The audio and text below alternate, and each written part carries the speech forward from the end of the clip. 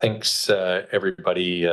Want to thank you for joining us for March 13th, 2024 regular council meeting. I want to just acknowledge that we are gathered today on the unceded territory of the Comox First Nation, the traditional keepers of this land. Additionally, I'd like to take a moment to acknowledge Green Shirt Day on April 7th. After the tragic Humboldt Broncos bus crash, Logan Boulay, a defenseman for the team, passed away on April 7th. His parents, Bernadine and Toby Boulay, made the decision to honor Logan's wish to donate his organs, giving the gift of life to others. Following Logan's selfless act, nearly 150,000 people from across Canada have registered as organ donors in the weeks that followed, making the largest increase in organ donor registrations in Canadian history. In honor of this legacy and to remember all the victims from Humboldt Broncos crash, Green Shirt Day encourages Canadians to discuss organ donation with their families and register, most importantly, to register as donors. Let's all take a moment to remember Logan Boulay and the incredible impact he's had on organ donation in our country. And I don't believe there's any late items.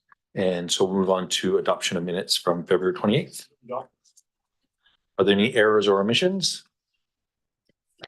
Seeing none, I'll assume that they are good and we'll receive them unanimously. And moving on to the Comox Valley Regional District Sandy Dump update. And I believe we have Chris LaRose, and I see Mark in the audience here. I'm not sure if you're just support today or not, but looking forward to it. And actually probably now is a good time just to announce and to give a heads up that Councillor Jolicoeur is not able to attend right away, but he'll be joining the meeting via Zoom shortly. And with that, I will pass it over to you, Chris. Great. Thank you, Mayor, and good afternoon, everyone. For those of you that don't know me, my name is Chris LaRose. I'm the Senior Manager of Water and Wastewater here at the CVRD. I'm here this afternoon to talk about a bit of a hot topic, at least in my world, which is sandy dump services. This has been on our work plan for several years, but the Village of Cumberland's recent closure of their sandy dump facility has ratcheted up the pressure on finding another solution. So some of you have already seen the bulk of this presentation yesterday when we presented to the Sewage Commission, but many of you haven't, so I'm just going to go through it. One second, my presentation, there it is. Thank you.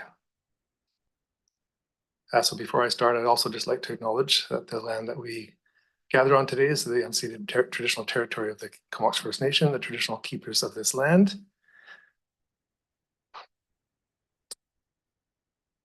So first off, a little bit of background just to get you caught up. So in early 2020, CVRD staff and elected officials were receiving quite a bit of comments, feedback from the public about the lack of sandy dump facilities in the core areas of our community, given that private facilities in place until shortly before that time had recently closed. There was a couple in Courtenay. And so in November 2020, the Sewage Commission directed staff to look into how to fill this gap at the regional level. Fast forward a couple of years, a year and a half of effort on the part of staff, we brought forward a report to the Commission, just reporting on some of the challenges in siting this type of facility, likely for the very same reasons that the private facilities had previously closed. They attract significant lineups of very large vehicles, as I'm sure you know. Many RVs are pretty enormous, and they're often used and looking to empty their tanks around the same time at the end of busy weeks in the summer or long weekends, and that can add up to a fair bit of congestion, which I'll get to on another slide. We came back early last year and just raised the prospect of potentially incentivizing renewed private sector kind of interest in filling this need. And then towards the end of last year, we put together kind of a list of questions and a list of potential businesses that might be interested, reached out to some of them and got a pretty unenthusiastic response. In parallel with that, we had been kind of casually looking at kind of really the only site that had risen to the top or kind of gone through our preliminary due diligence. And then we received a letter from the Village of Cumberland in February, letting the community know that their facility would not be in place for summer 2024.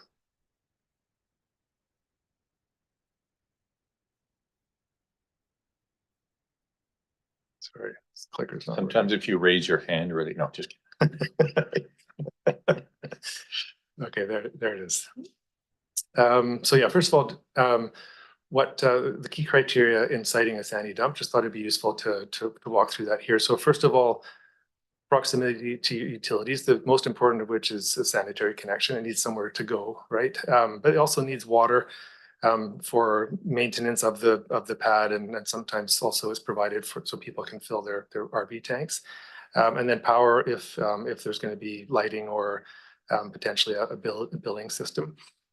Secondly, we need sufficient space for the large size of the recreational vehicles, so width and length. And then kind of the biggest challenge, as I've already intimated, is the space for queuing of these vehicles, just given the kind of the surge of traffic that is experienced during busy times. And then so having somewhere for that queuing to happen without impacting residents and businesses. And then second to last is the buffer distance from these facilities to residential or commercial properties, just to ensure that the operation of this facility doesn't impact residents or businesses. And then finally, obviously, jurisdictional support, which I guess is why we're here today. A little bit of history. So when we were initially directed to look into this, because the regional district doesn't have collection systems of our own, the vast majority of potential sites are going to be located adjacent to municipal collection systems, whether that be in Courtenay or Comox. So we met several times with municipal staff to kind of cast the net far and wide looking for potential sites.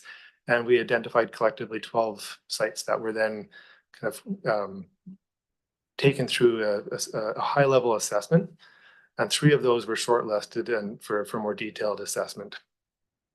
So of that, and actually the one that kind of rose to the top was a site on Ryan Road, which was taken fairly far along. And it was the failure of that site early last year when the Ministry of Transportation Infrastructure decided that they didn't support it. It was a section of Ryan Road that that they wanted to reserve for potential widening of that thoroughfare at some point in the future. So the Dove Creek Place location actually came up. It wasn't identified in that original search by municipal staff and us. It was actually identified by a member of the public last year. And so it made its way through the high level due diligence, and which is why we'd like to focus in on that today. Every other site has been disqualified on the basis of one or more of those criteria I identified. So this slide here just wanted to highlight the location, the benefits of the location of the Dove Creek Place site. So it might be a little hard for you to see, but there's a star in the middle there. That's the approximate location of a potential sandy dump at this site. So Dove Creek Place is now a dead end street. It has been since the ministry completed their new 2-lane bridge across the Solon River. So it previously had the single lane bridge at the end of the road. There's now a cul-de-sac at the end. There's a single residential property on that road, and then people also drive down to the end and park for access to the river park. But from a location, which is pretty key for these types of facilities, it needs to be convenient for people to use. There's great access north to both the inland and Old Island Highway, and then through to Comox and south through the city to Point South. So it does have a great central location. This is zoomed in at the kind of that, so you can see that yellow, which is the approximate kind of sandy dump kind of facility location, would be up near the intersection with queuing occurring along the side of the road, potentially including the partial filling in and installing a culvert through that ditch. The space for that sandy dump was opened up by that highways project, during which time Dove Creek Place was kind of shifted a little bit. The access to the intersection was shifted over so it aligned with headquarters, and it kind of created a triangle of gravel land there. So that Dove Creek Place is entirely, the roadway is entirely within the city boundary, but the area B is immediately at the ditch, or at the edge of the ditch, outer edge of the ditch on the west side, northwest side. The closest points for the city utilities are shown just, you can see them just off to the kind of the right, near that top right box. They're about 50 to 70 meters from the end of the water and sewer to the sandy dump location. I just put this slide in here just to show, kind of give you an idea of, the very small scale of a facility of this type. It is really just a concrete pad with a curb to contain any splashing and to prevent gravel from being brought onto that little apron. And then there's just a simple valve where residents can just kind of drive up, lift the flap, stick their hose in, and access the sanitary sewer. And you can see a tap on the top left there. So that can be used for cleaning or for filling up water tanks. So it is a very, very simple facility. Other complications aside, something like this, including the extension of utilities, could be delivered in a couple weeks. So items of due diligence that we've identified as being needed as next steps. So CVRD, continued engagement with the CVRD Community Services, because it is immediately adjacent to the very busy at times exhibition grounds. There's some horse paths that kind of run across this area. Engagement with the nearby property owners if there's a decision to keep looking at this site. Investigate whether there's two potential permits that might be required, in which case if either of those materialize, then having a facility like this in place for the summer would be just out of the question. So we need to look further into that. And then finally, completing a preliminary site plan and a budget, and then a little bit of a traffic impact study to understand what, how that traffic could flow through there and what signage or barriers would be put in place to help minimize any conflicts. In conversations with city staff at a dedicated meeting in January, and then again at the Sewer Management Advisory Committee, they identified a number of other potential due diligence that would be required if they were directed by City Council to look into this, including the ones up here on the screen. So an analysis of the system capacity to see about whether the additional loading from this facility would impact capacity, to confirm what, if any, development permits apply, what if any potential right-of-way agreements are required with the region for having our infrastructure on your street, determining any applicable fees and charges, and whether there's any potential bylaw amendments are required. So what we recommended to the commission, which they supported yesterday, was that the commission asked the city of Courtenay Council to support their staff, providing some assistance to the CVRD to take this additional step in due diligence. And then in case any red flags are discovered, such as the permits. We're just way past 10 minutes. Sorry. I thought we were on the last slide. So this is the last slide. yeah. So if in case any red flags are discovered and it appears that this summer is not possible for Dove Creek Place, then look at other potential temporary sites that could be used to help fill the gap this year and minimize the risk of illegal dumping in our ditches. And then finally, just wanted to reiterate that regardless if this direction is provided, we'll be coming back to the council or to the commission and to the council with the results to inform any decision. So that's all from me, but I'm happy to answer any questions. Excellent. Thanks for that. So are there any questions from council? Councilor Cole Hamilton. Yeah. Thanks, Chair. And thanks, Mayor. And thanks, Chris. I guess some of the things we've been hearing have just been about the challenges of the timeline. It's a very short timeline. I think there are other questions about sort of the financial sort of viability of this option. But I was just wondering what responses did you have from city staff when talking about the timeline of a 2024 summer completion of this project? Well, Yeah, certainly we've heard from city staff that they have concerns about capacity.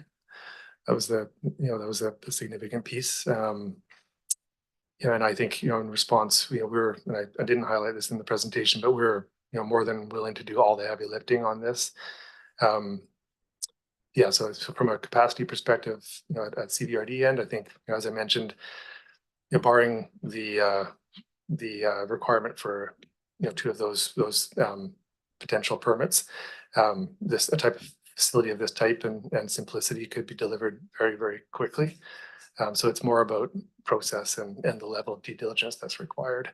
But yeah, I just wanted to reiterate that the CVRD is willing to do all the heavy lifting on these components, even the components that have been identified as necessary by the city. if this timeline just turns out not to be workable, the very compressed timeline, or if red flags are discovered, the second part of the ask is consideration of potential temporary sites. Do you have some in mind already, or is that a process that would just begin at this point? Yeah, so the motion Alternatives. to commit to the commission, sorry to interrupt, was that we be directed to work with municipal staff, city and town, to identify potential temporary locations. So there are retrofit devices that can be put on top of manholes that we've seen other jurisdictions in use for temporary facilities. So there are literally thousands of manholes throughout our two municipalities. Obviously, most of those wouldn't be suitable for locating a facility like this, but there are likely a number that might be viable and worth considering. So that would be that's the action there, is to sit down with the town and city staff and identify potential locations that could be exploited on an interim basis. Okay, it's good to know there are alternatives. Anyway, I've asked Yeah. a couple of questions. I imagine there may be others, so I'll just turn off my light for now. Thanks, Councillor Cole Hamilton and Councillor McCullough. Yeah, thanks, Mayor, and thanks for the presentation, Chris. In listening today, I realize I have a few questions that I didn't ask at the presentation yesterday when we heard about this at Sewage Commission.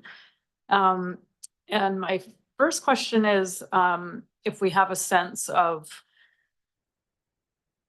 how many visitors, RVs would visit the site in, like, on a given busy, like, what would a busy day look like, or a busy weekend? Like, just curious if we have any sense of what the volume would be for traffic visiting that intersection.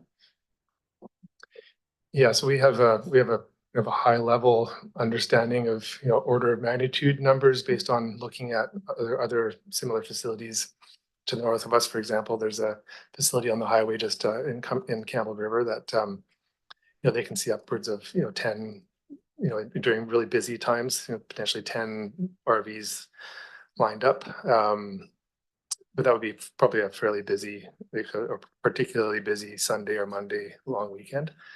In terms of daily traffic, I don't have those numbers in front of me, but the concept that we've developed there would see a 100-meter dedicated queuing area, which would accommodate the queues in the vast majority of times, with potentially a little bit of overflow. But it's very hard to predict. Every site will attract a different level of traffic just based on its convenience, right? If we cited one out, on Knight Road, for example, and near the trunk line out there, it would attract a significantly different amount of traffic than one located at this location, which is at the confluence of routes.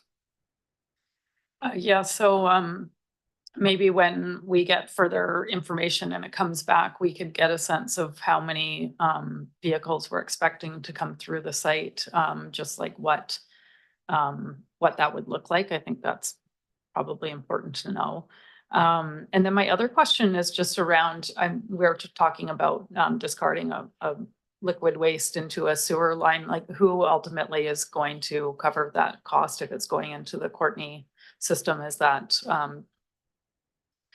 remind me how that is calculated, or how we would account for that? Yeah, so that was one of the items identified by city staff as being a piece of due diligence, like just figuring out how that would work.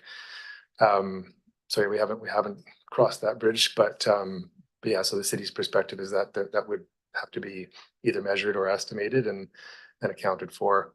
At the very least, not likely, city not being charged for that because wastewater when it comes to one of our pump stations, but also potentially for the use of city collection system between the facility and ours, our closest one.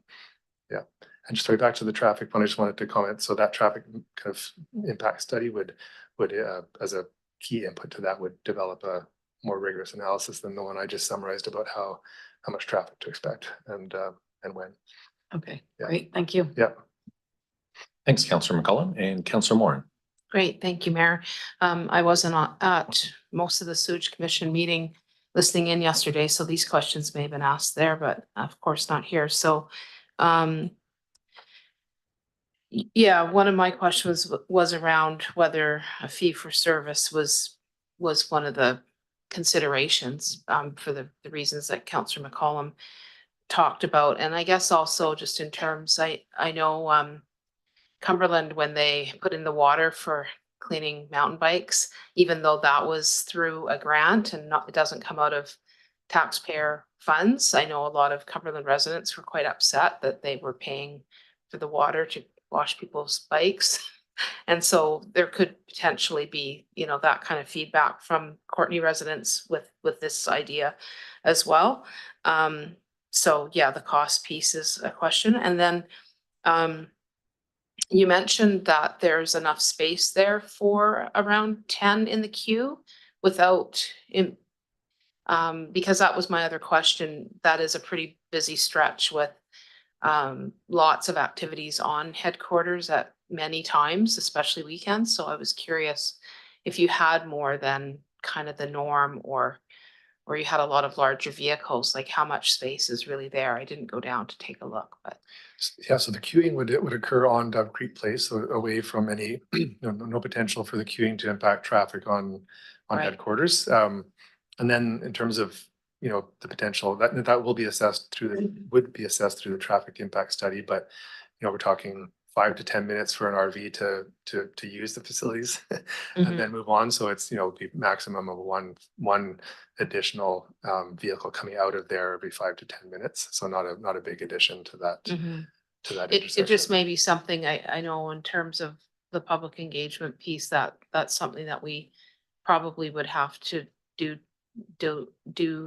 diligence with in terms of getting feedback around that, just because it may be perceived as being more of a traffic hindrance than we think. Thanks. Thanks, Councillor Moran. I don't see any other questions from council. And again, I wasn't part of the sewage discussion, so I might be asking some repetitive questions here as well. In terms of especially like looking at different models of doing this, whether it's provincial through Modi or through the city or the regional district, that kind of thing.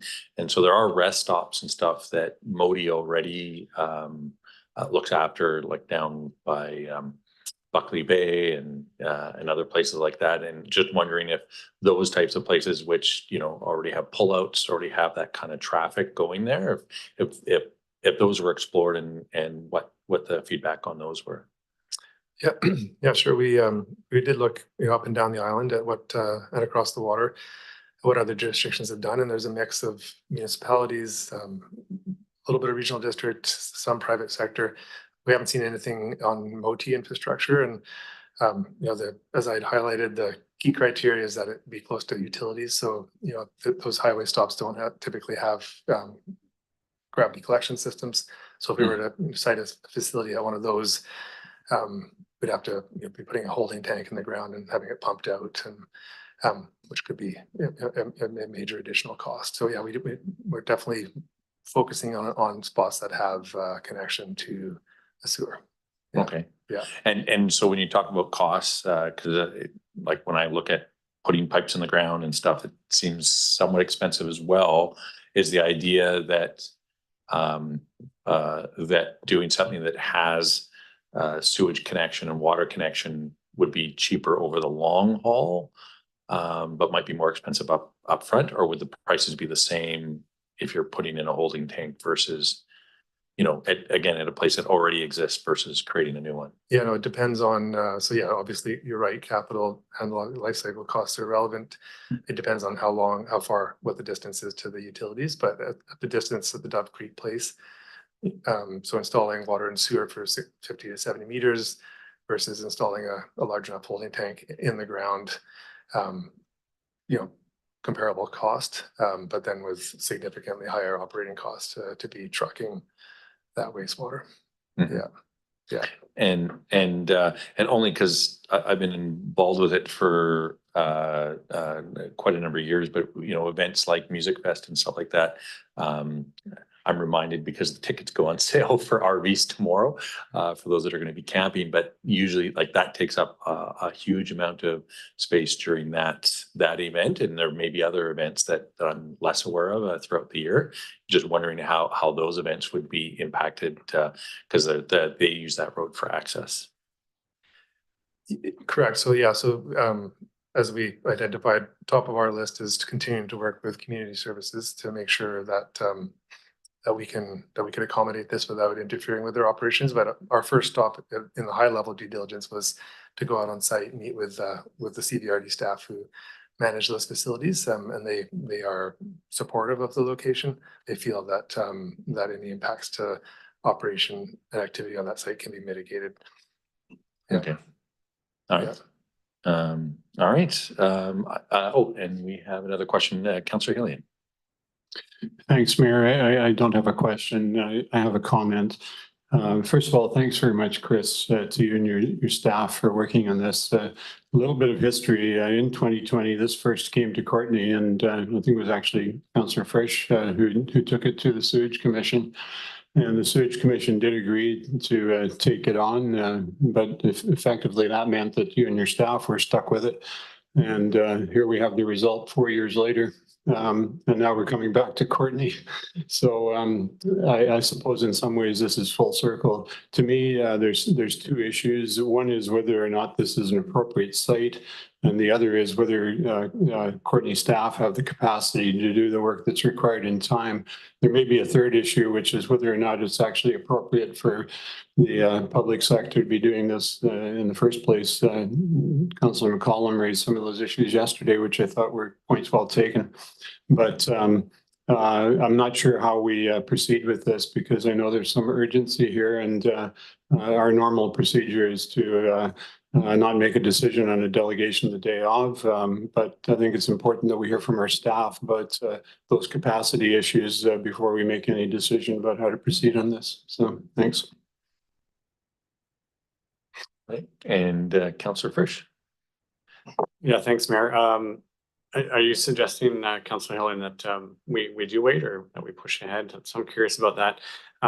Yeah, I agree with pretty much everything that's been said, and I actually think the piece about cost recovery seems really important, and I'm sure that's something that technology can tackle. But that seems like my biggest concern at this point. Off the cuff, and I know what 4 years ago when this came up, it did seem like a reasonable service for the public sector to take on, considering tourism is important and a lot of our community members, operate RVs and do need a reasonable place to deal with their wastewater. So I look forward to hearing from staff if they think it's something we can take on in the near future. Thanks. Thanks, Councillor Frisch. And yeah, I guess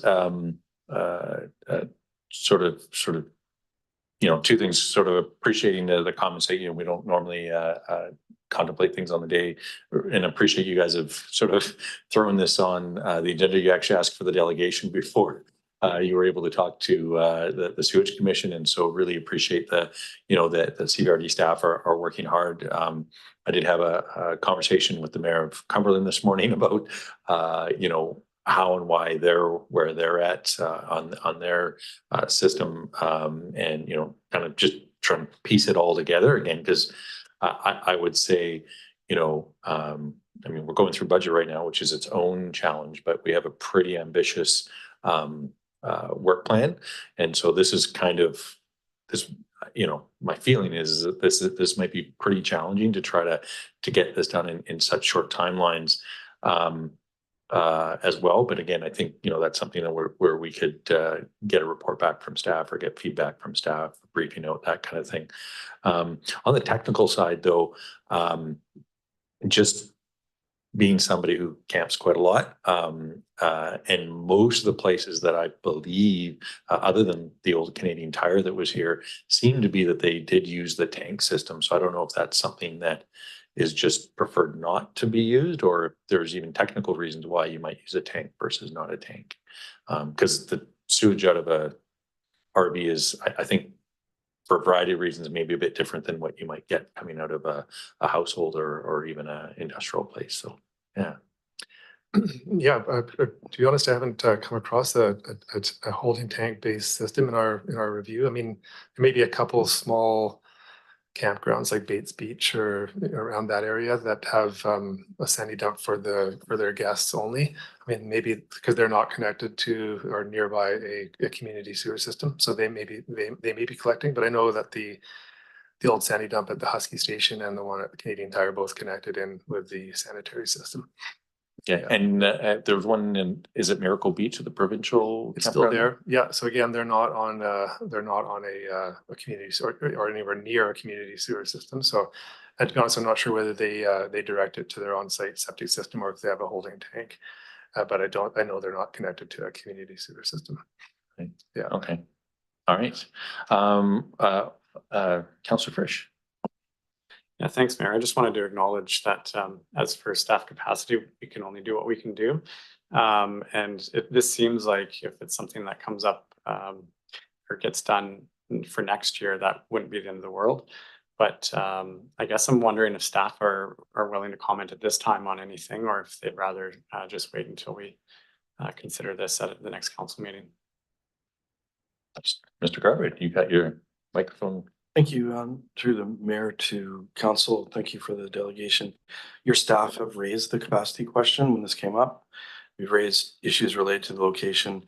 There are a number of technical challenges with the location and the proposed siting, including acceleration and deceleration in on Headquarters Road. It is a very simple facility to construct. The location and the traffic volumes will result in requirements that will be a combination of our Development Services Department and our Operational Services Department. What type of road improvements would be required for that? With respect to staff capacity, we would be looking for council direction on what we wouldn't be doing in order to take this work. I don't often say that. We have an incredibly full portfolio of services that have to happen, not only strategic priorities, but the province's priorities, which on June 30th, Ms. Wade will be receiving applications for fourplexes and the like. And we have infrastructure works and analysis that have to happen with respect to that and our subdivision servicing bylaw, DCCs, et cetera. So my understanding through deliberations at the Sewage Commission, which I wasn't able to hear, is that there wasn't clear that there was a grand priority for us to get back on this work. So if council could clarify that or direct us to clarify that with the CVRD, but we will need to prioritize work. And if this is it, then we will look at other things to do. And if it's a challenge that we can put off farther, I've been advised by our staff involved that we would not be able to provide support in order to have the information required for a mid-summer implementation. I'm not totally clear what that intention would be there. This is a little bit unusual to be engaging on a delegation, but their question is, do we have the capacity? We do not at this point. Well, thanks for that, City Manager. And, with that information, I'm happy to wait until the next meeting to consider this. And we can have a more fulsome discussion. Thanks.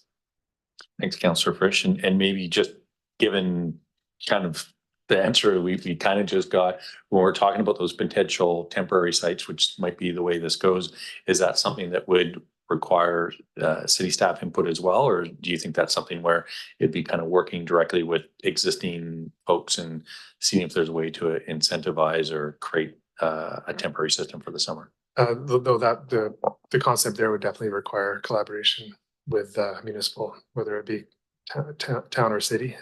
Yeah, the region doesn't own any collection system, and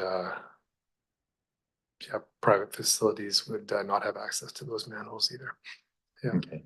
Yeah, and then this is probably may have been covered in a question at the other meeting, but like the actual sewage treatment center, I'm assuming was ruled out for some specific reason, maybe access or something. I'm not too sure.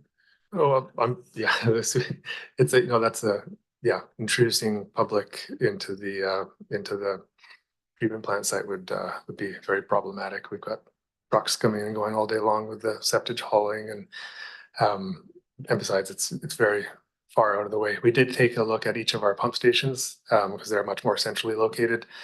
But the Courtney pump station is about to start a rebuild. No potential to introduce a bunch of RVs out in front of that site. The Comox pump station is down at a small dead end road. And yeah, each of the other pump stations are problematic for one reason or another. The site that we carried quite far along in the process on Ryan Road was actually outside of municipal bounds, and it was the one location we could find on our regional trunk lines that could potentially accommodate this type of facility.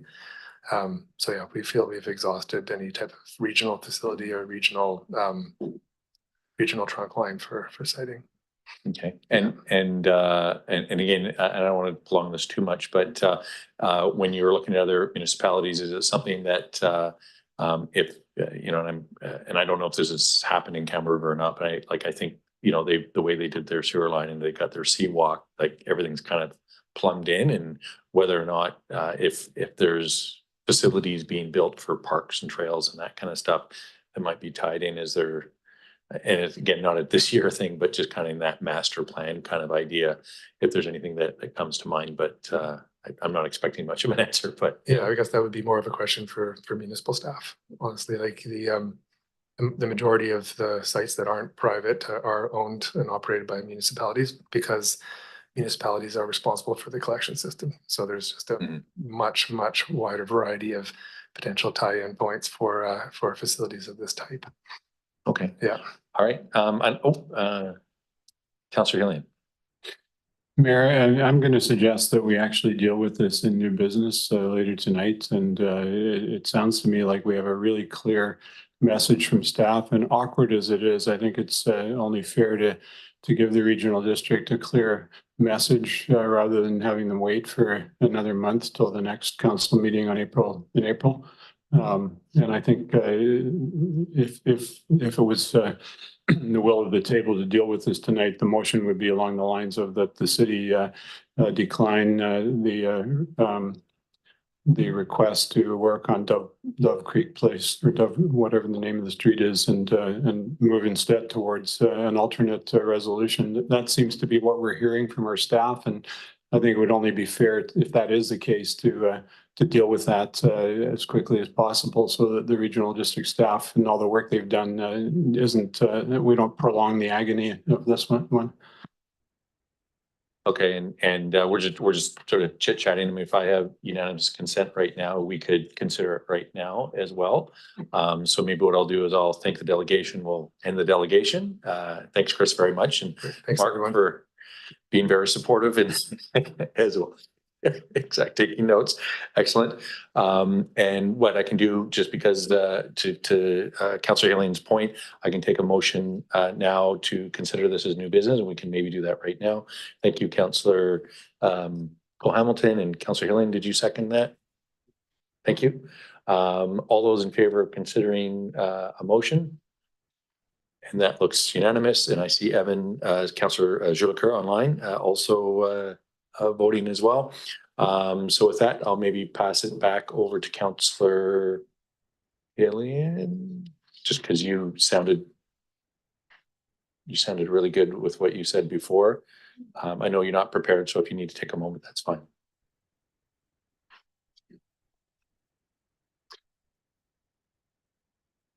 Thanks, Mayor. I move that the city advise the regional district that it does not have the capacity to move forward on the Dove Creek Place sandy dump proposal, and that the city would potentially work with the regional district on alternative solutions. Okay, it's been moved and seconded. Any discussion? Councillor McCollum.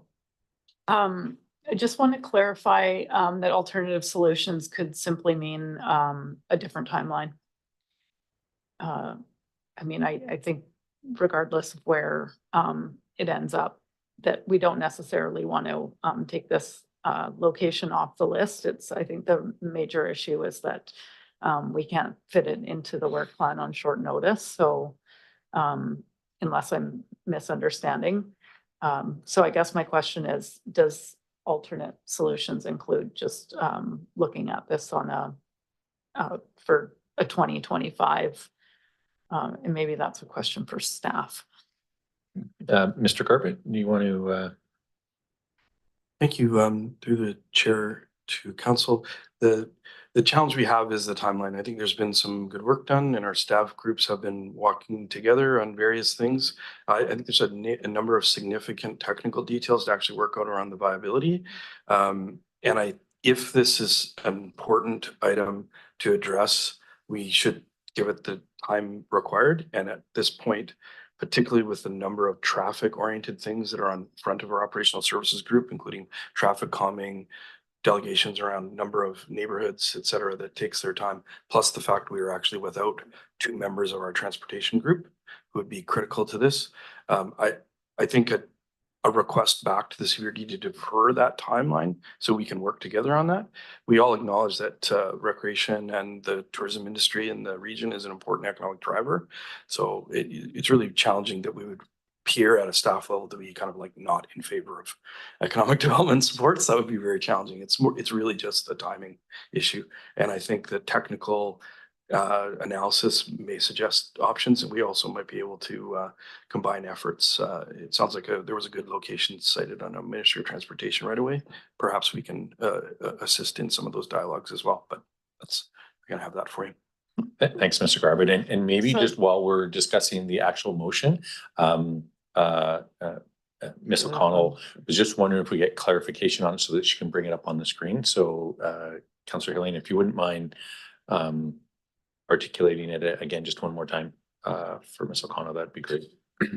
That the city advised the regional district that it does not have the capacity to act on the Dove Creek Place proposal for a sandy dump facility for summer 2024.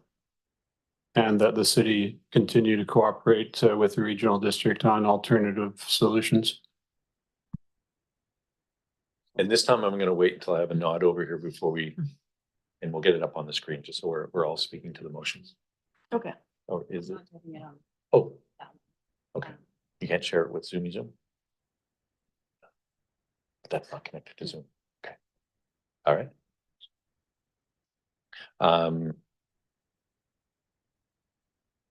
Do you need any further clarification, do you think? Yes, I just want to read. Okay. So I've got that the city advised the Comox Valley Regional District that it does not have the capacity to act on the Dove Creek sandy dump proposal for the summer of 2024, and that the city cooperate with the regional district on alternative solutions. Okay. All right. And that's been moved and seconded. So we're good with that as well. And I'll move on to Councillor Frisch. And Councillor, I'm just so Councillor Joker knows I saw your hand up there. And we'll come back to you as well. But Councillor Frisch. Yeah, thanks, Mayor. I just wanted to say I'm a little bit hesitant to consider too much decision making tonight without a written report. And but I do agree that if staff are saying we don't have the capacity, then it would be nice to send the message to the CVRD so they're not waiting. I'm also in favor of continuing to work on this location and others that may come up. And so I'll support the motion under that pretext. Thanks. Okay, thanks for that. And Councillor Moore or Councillor Joker. Thanks, Mayor. Yeah, I'm pretty supportive of the first part of the motion. I'm quite hesitant in hearing staff that we are asking them to do work that was not part of the work plan. And, you know, we've been hearing quite clearly that the work plan is quite full. You know, in all of our work around strategic priorities, community engagement, whether it be around the budget or otherwise, we haven't heard this being something that our citizens want or need. And so I'm not really supportive of asking staff to do any further work on this. I think I've heard clearly from our city manager that there's a capacity issue in that specific department. And so As it relates to the motion that's on the floor, I'm not supportive of the second portion, and so I'd be interested to see if folks would be interested in splitting the motion in half. The first one letting them know that we don't have the capacity, and the other one around asking staff to continue to work with the CVRD. And I can't see people, so I can't see if there's any head nods in the room, so. Okay, so yeah, so that takes precedent right now. So does anybody want to speak to the severing? Are you calling for that right now for the division? Yes. Okay. No, he doesn't need a seconder, but now that takes precedence. So does anybody have anything to discuss on severing the two motions? Or the one motion into two? Seeing none, or Councillor Frisch? Are we just gonna straight vote on it? Is that, or is there no vote? Should we just do it? On the severing, no, pass it over to Ms. O'Connell. Sorry, no votes required on the division. So the motion will be divided into two. We'll need a new mover and seconder for the first part of for the first motion now. And then council can consider that. Once that item has been dealt with, council can move on to the now second motion and then deal with that separately. So essentially the mover and seconder of the original motion, now that we're into division, it's no longer proceeds. Okay. All right, so that being said, we now have two motions in front of us. So I'm happy to move the first motion. and we're just going to stand by for a sec. Ms. O'Connell is typing as fast as she can, I believe. And so we'll just, all right, pass it right back to you. So just to clarify, the motion now as severed is that council advised the Comox Valley Regional District that it does not have the capacity to act on the Sandy Dump Creek proposal for the summer of 2024. Okay, and did you want to speak to that, Councillor Moore?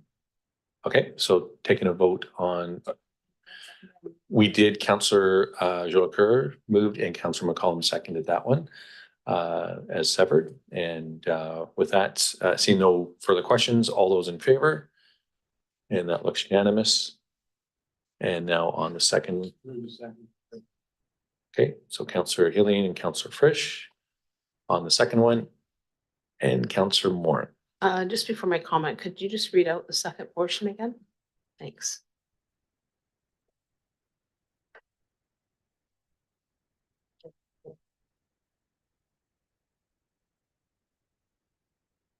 Just making sure my comment's still relevant to the to the second part.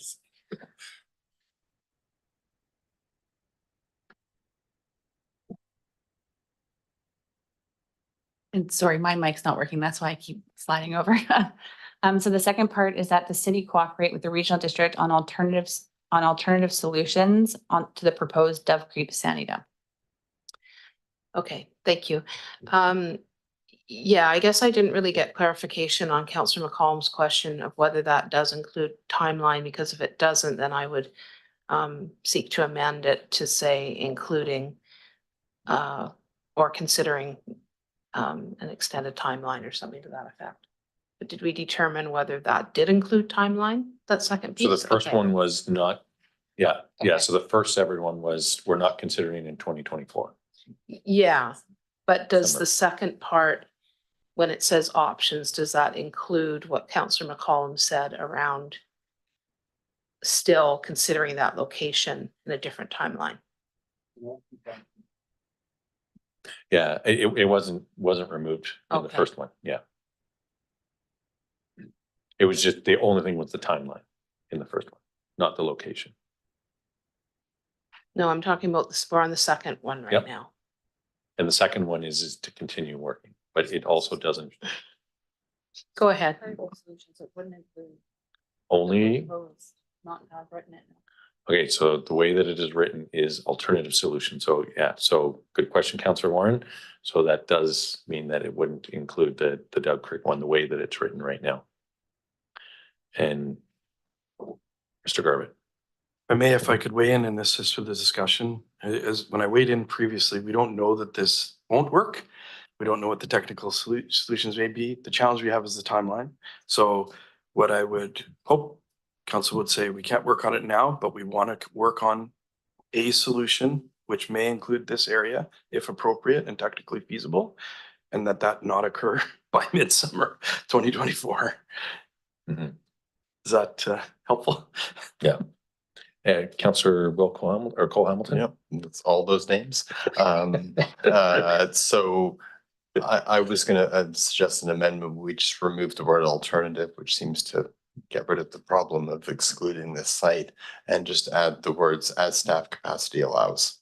Because I think I understood that, you know, sort of a meaningful process is going to require some staff capacity, apparently, at looking at sites within our community. And I'm just hearing that that being mindful of that and working at a level that's sustainable, that, so anyway, remove alternative and add as staff capacity allows. Okay, so that's an amendment. If somebody wants a second. Okay, it's been seconded on the amended motion that has been severed. Are there, is your question to that, Councillor Frisch? Just have it read out, so we're clear what we're gonna vote on. Yeah. Thanks. Standing by. And I'll comment well on the same time. I'm in favor of considering that location.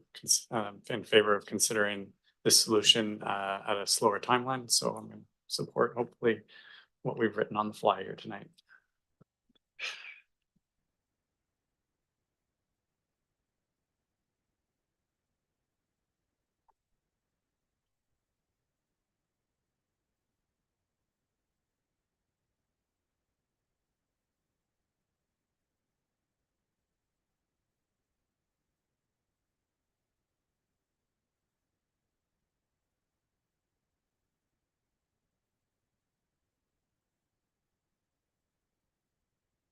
So the language didn't quite work when I just removed alternative and added that piece. So in interpreting council's intent, it's that the city cooperate with the Comox Valley Regional District on the proposed Dove Creek Sandy dump as staff capacity allows. So that would limit it to a single location, or did you want to do the single location and alternatives, or just alternatives? Okay. So Councillor Cole Hamilton's amendment specifically said to remove the word alternative. Councillor. And I realize this is a complicated thing, so thanks so much, Ms. O'Connell. I was just meaning to just allow all options to be considered by removing the word alternative. That's what I was intending, but thanks for checking. All right, all options versus alternative options.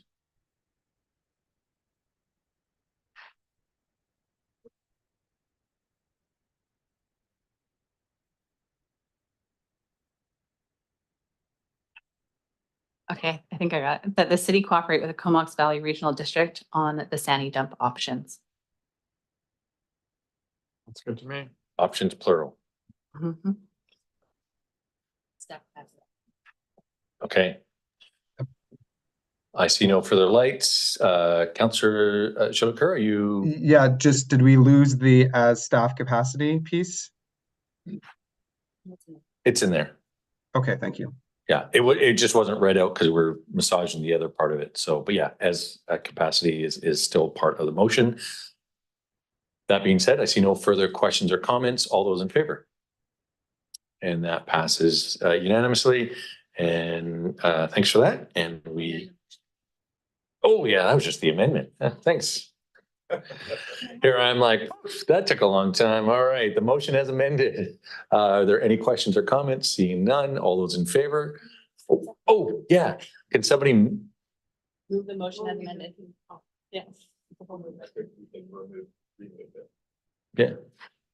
I'll move it. Thanks, Councillor Frisch. Councillor Cole Hamilton, thank you. Appreciate that. Okay, the motion as amended. All those in favor? Yes, sorry.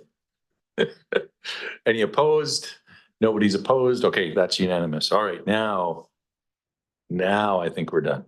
Okay, thanks everybody for your indulgence on that conversation, and to CVRD staff, appreciate your patience on that, but hopefully that helps move things along in a particular direction. Okay, moving on to staff reports. We have the Park Playground Design Standards Community Engagement Summary and Emerging Directions. And so I can pass it over to Ms. Saunders. Thank you through the mayor to council. I'd like to introduce our consultant, Vanessa Walton, a landscape architect at Lanark Consultants, who will provide an overview of the engagement summary and the emerging directions for the Park Playground Design Standards project. Following her presentation, I'll provide a few short comments before we answer questions. So over to Vanessa. Thank you, Susie, and good evening, Mayor and Council. I'm delighted to be joining you to share some information about Let's Play Courtenay, the Park Playground Design Standards project. Next slide, please. Thanks. To provide an overview of what I'll be speaking about, I'll start by sharing some information about the project process, and then the majority of my presentation will be focused on sharing highlights of the work completed to date, including the Phase 1 community engagement. And then for the last part of the presentation, I'll provide an overview of emerging directions and some next steps moving forward. Next slide, please. So the playground design standards will build off of existing planning documents like the OCP, Parks and Rec Master Plan, and others to guide the development of new and upgraded playgrounds within Courtenay's parks. So the standards will provide information about types of materials to use, activities to include, where to integrate supporting amenities, and how to make playgrounds more fun and inclusive for all ages and abilities. Next slide, please. This diagram just gives a bit of an overview of the project process and shows the two key phases and milestones within each phase. So as Susie mentioned, we're currently wrapping up Phase 1, the gathering ideas step and main community engagement component of the project. And we're about to begin developing our draft playground design standards document. We'll have a second community engagement step in Phase 2 when we'll ask the community to review the draft standards and provide their feedback, after which we'll refine the standards, present another update to council, and are targeting finalization of the document by later this spring.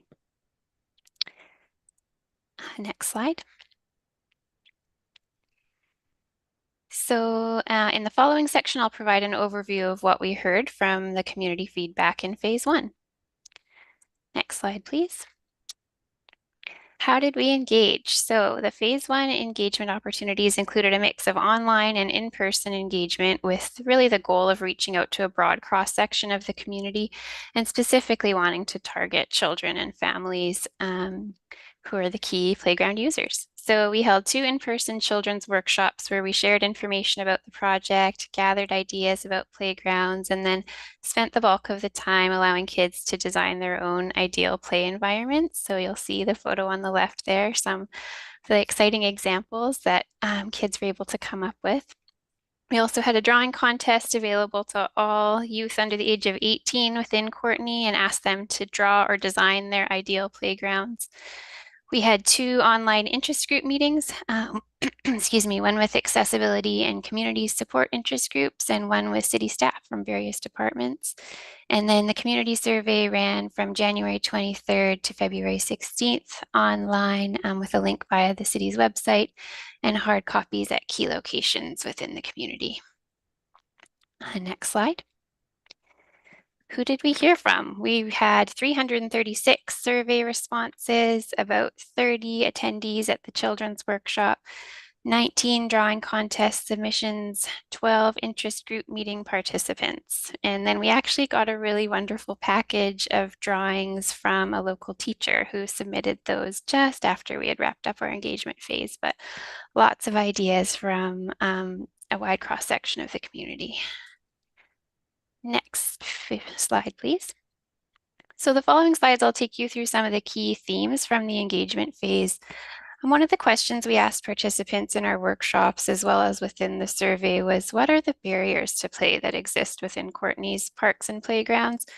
What aspects might kind of make it difficult for them to enjoy park playgrounds? So some of the key barriers that were commonly listed included safety, lack of interesting or fun things to do, the equipment is too old or not in good enough shape, weather or seasonal conditions, so not enough shade or kind of activities to do all year round, and not enough places to sit, like benches or other furniture. And you'll see on the following slides that safety was really a key theme that was touched on. quite specifically in the online survey, and I'll provide a bit more information on that moving through the presentation. Next slide, please. So to develop a vision or vision statement for Courtney's Park Playgrounds, we asked survey respondents to take a moment and think about how Courtney's Playgrounds could look in the future. And then we asked respondents to share just 3 words to describe their ideal outdoor play area. So the 3 most commonly heard words or themes were safe and clean, fun and accessible and inclusive. And other frequently mentioned words included natural or nature, challenging, exciting, variety, diverse, adventure, colorful. And I should note that this word cloud we did modify to exclude any words that didn't kind of contribute to a vision and recategorize them. So an example would be if there were comments about substance use in parks or playgrounds, we recategorize that to safe or clean. Next slide, thanks. As part of our background review process, we reviewed goals and guiding principles within related City of Courtenay planning documents and also completed a literature review of best practices related to playground design and came up with a list of goals. So the goals will really help when we go to develop the playground design standards and act as a bit of a checklist to determine whether standards will kind of help achieve these goals. So the draft project goals we shared with the community were let's try different ways to play, include a range of fun play opportunities. So everything from active play to quiet play, imaginative play. Everyone can play here, designing universally accessible play areas that are safe and welcoming for all, and really focusing on accessibility to include both kind of accessible play structures for people with physical challenges, as well as those who might experience the world differently in different sensory ways. Nature is fun, building playgrounds with nature in mind, connecting to the environment around us. Let's get creative, allow for creative play and expressions of arts and culture, and make it flow. Connect play areas to the park and surrounding neighborhood. So we asked respondents whether they agreed, disagreed, or if they just weren't sure how they felt about each of the goals, and all of them were actually really well supported. Nature is Fun received the most support. Let's Get Creative received the least amount of support, although it was still fairly well supported, and the highest amount of I'm not sure's. And then many respondents shared that they would like to see safety kind of emphasized really further within the goals, or maybe even added as a separate goal altogether.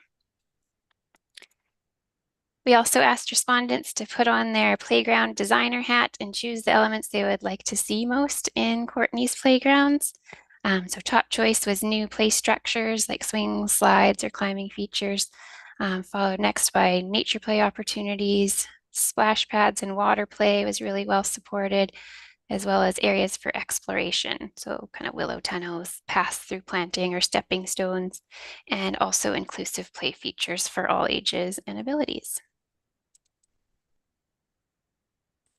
We also asked participants to share other ideas for playgrounds. So common themes we heard were diverse multi-purpose play opportunities, especially when speaking with the kids. There was just such a broad range of ideas shared, everything from boba stands to trampolines to reading huts, and really lots of ideas about spaces that could be used in various ways throughout the day or throughout the year. So examples being splash pads that could become multi-purpose paved spaces in the winter, or flexible lawn areas, or multi-purpose sport courts.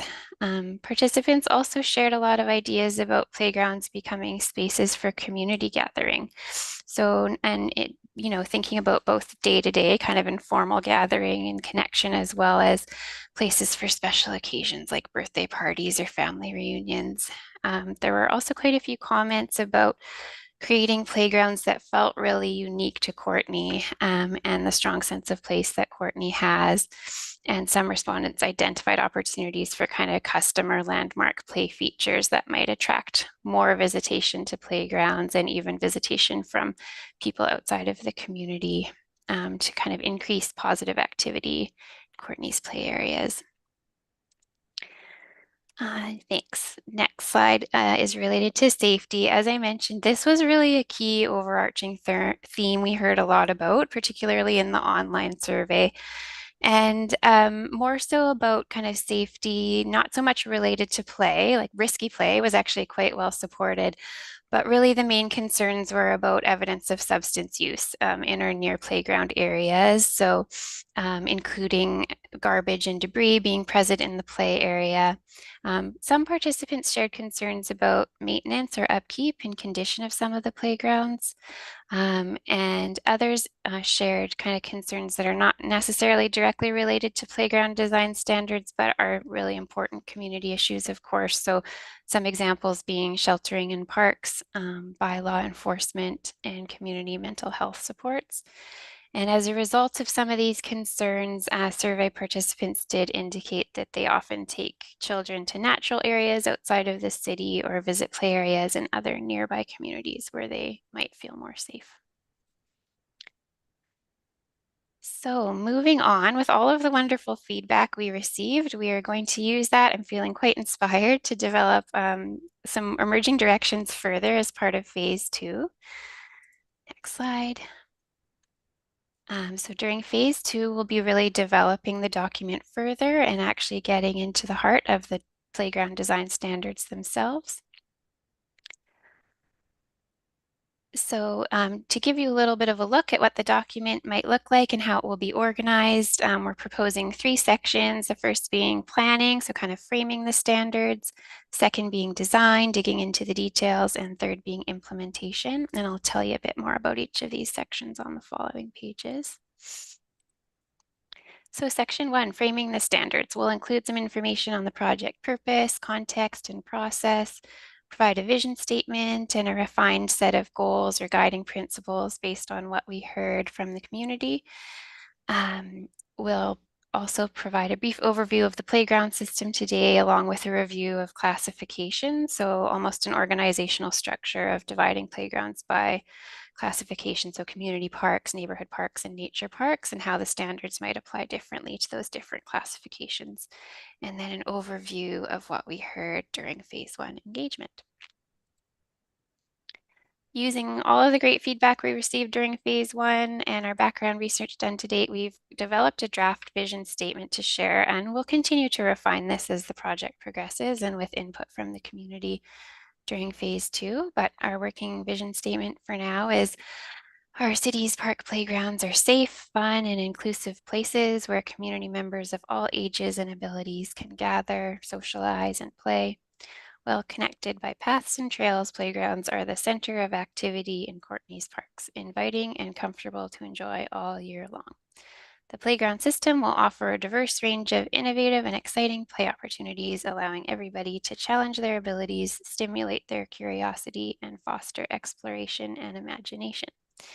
Each park playground will provide a different experience, all while celebrating Courtney's unique identity and sense of place. And following the feedback from the public, we've kind of taken a first pass at refining the project goals. And again, these will continue to be tweaked and updated as our process continues. So you'll recognize the first 2 as they were quite well supported. We did add a new goal: safety and comfort are key. Invest in safe, activated, and vibrant playgrounds. So really making sure we're doing all we can to kind of attract positive activity within Courtney's Parks. Nature is fun, again, was well supported. We did drop let's get creative, and that'll kind of shift to fall within let's try different ways to play.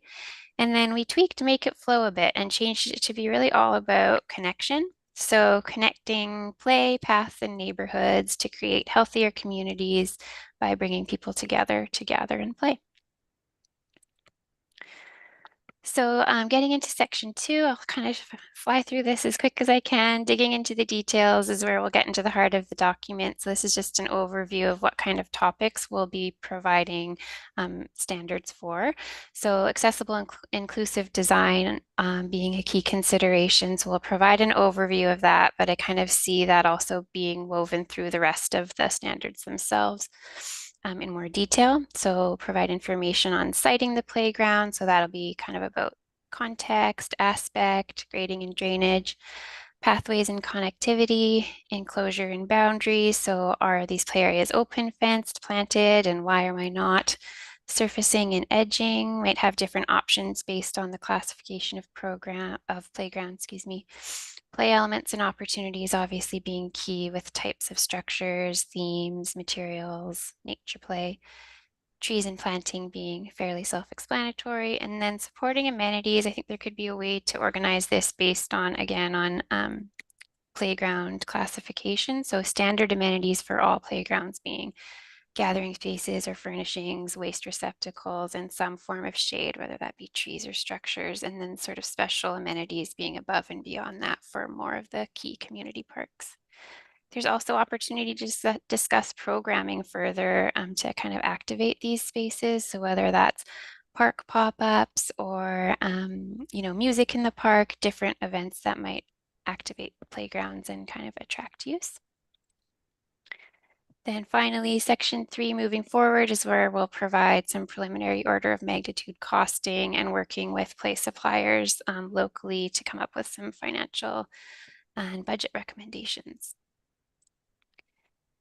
So looking at next steps, as mentioned, we'll be moving forward to drafting the playground design standards, and then again, reaching out to the community to review that draft document, providing another update to Mayor and Council, and then hopefully finalizing things later this spring.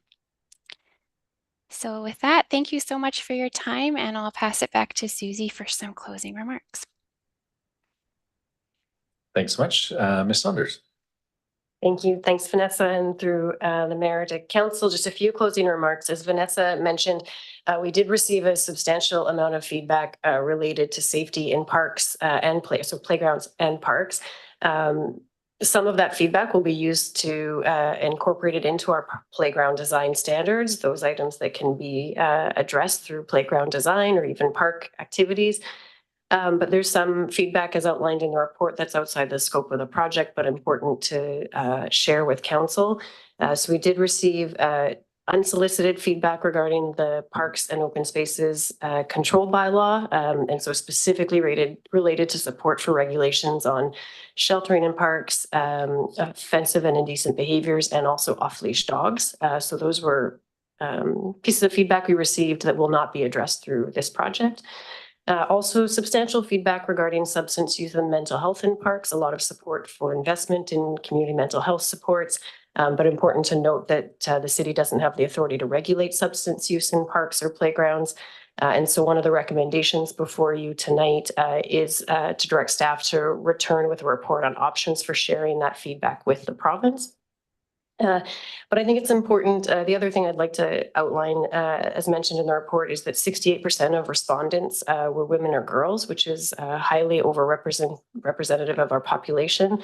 And as we know, research demonstrates that women feel less safe in public spaces and parks than men. And so it's important to recognize that investment in our playgrounds is actually one of the strategies available for addressing some of the safety concerns related to parks.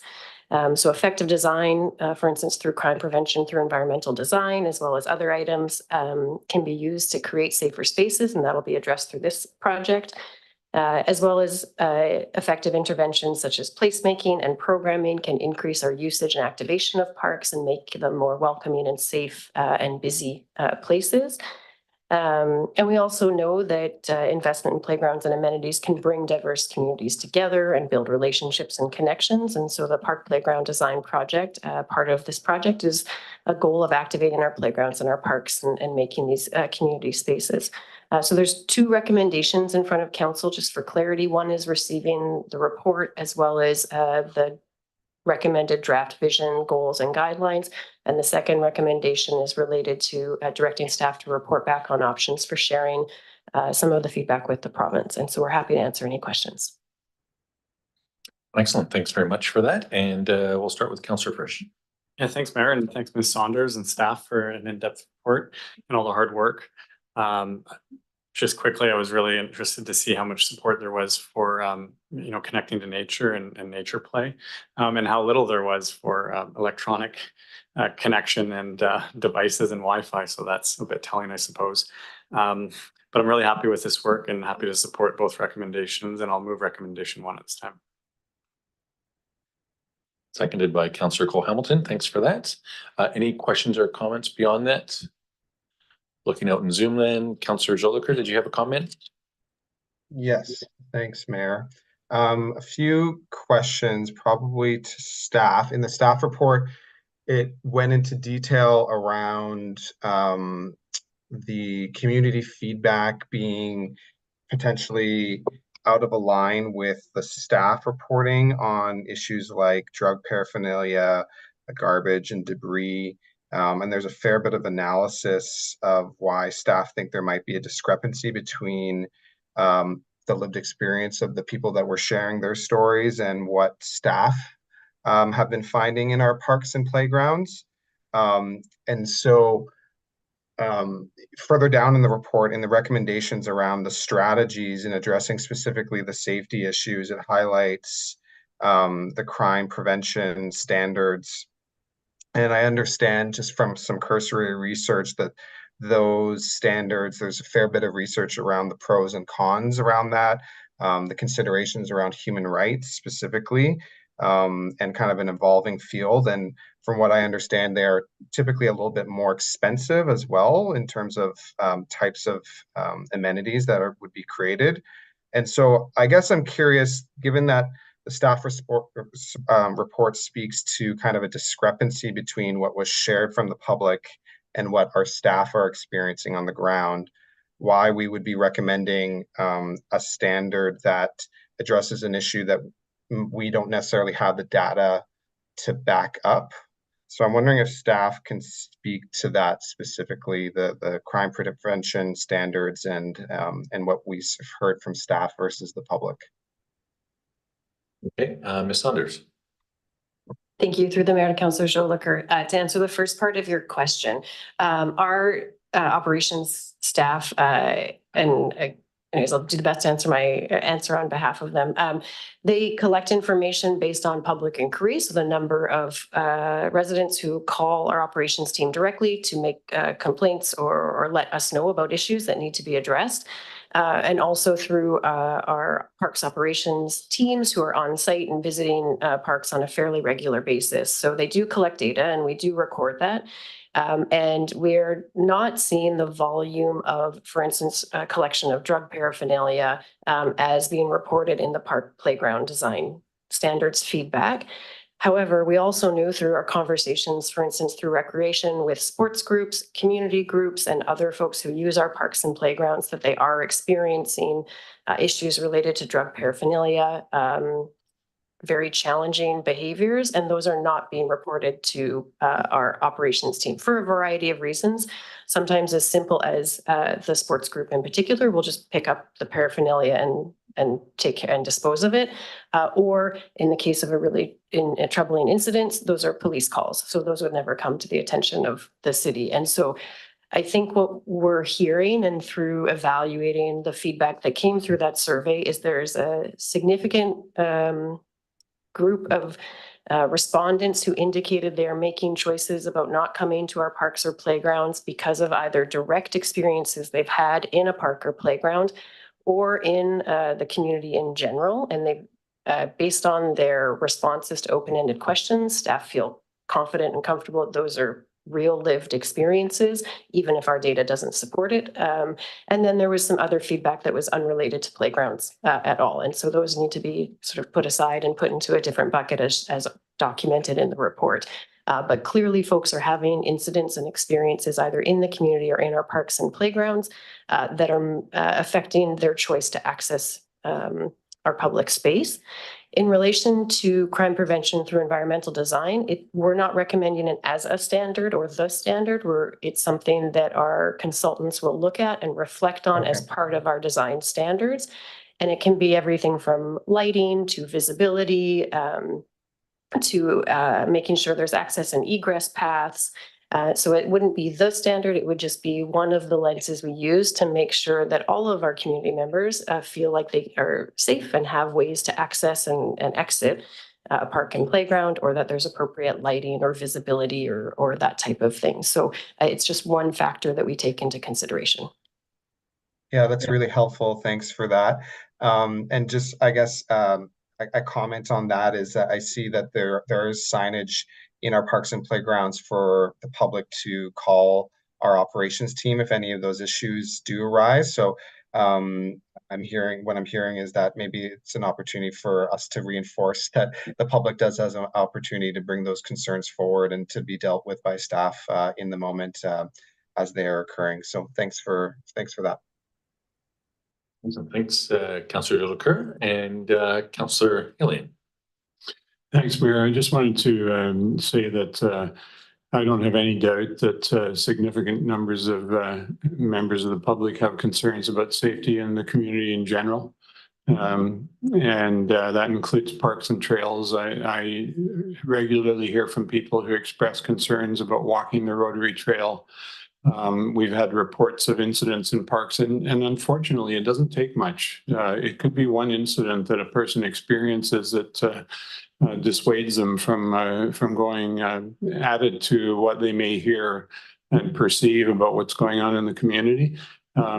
So while I found that part of the report distressing, somewhat demoralizing, I think it was also helpful to show us that side of our community. And on the other hand, we had all those wonderful pictures of children who had drawn what they would like to see in the park. Several of those drawings looked like about my ability to draw, and others were pretty amazing. And so I think we're on the right track here, and placement of a few what do they call those things that kids grab onto and run down a pulley? Zip line. Zip lines, yes. I think a zip line or two and a few other improvements. We've got a couple of parks that we know about that need brushing up, like Woodco. We have other parks like Puntledge, which I'm probably in 3 or 4 times a week, and I'm always so pleased to see all the young families that are there. So thanks very much for the work, and look forward to it continuing.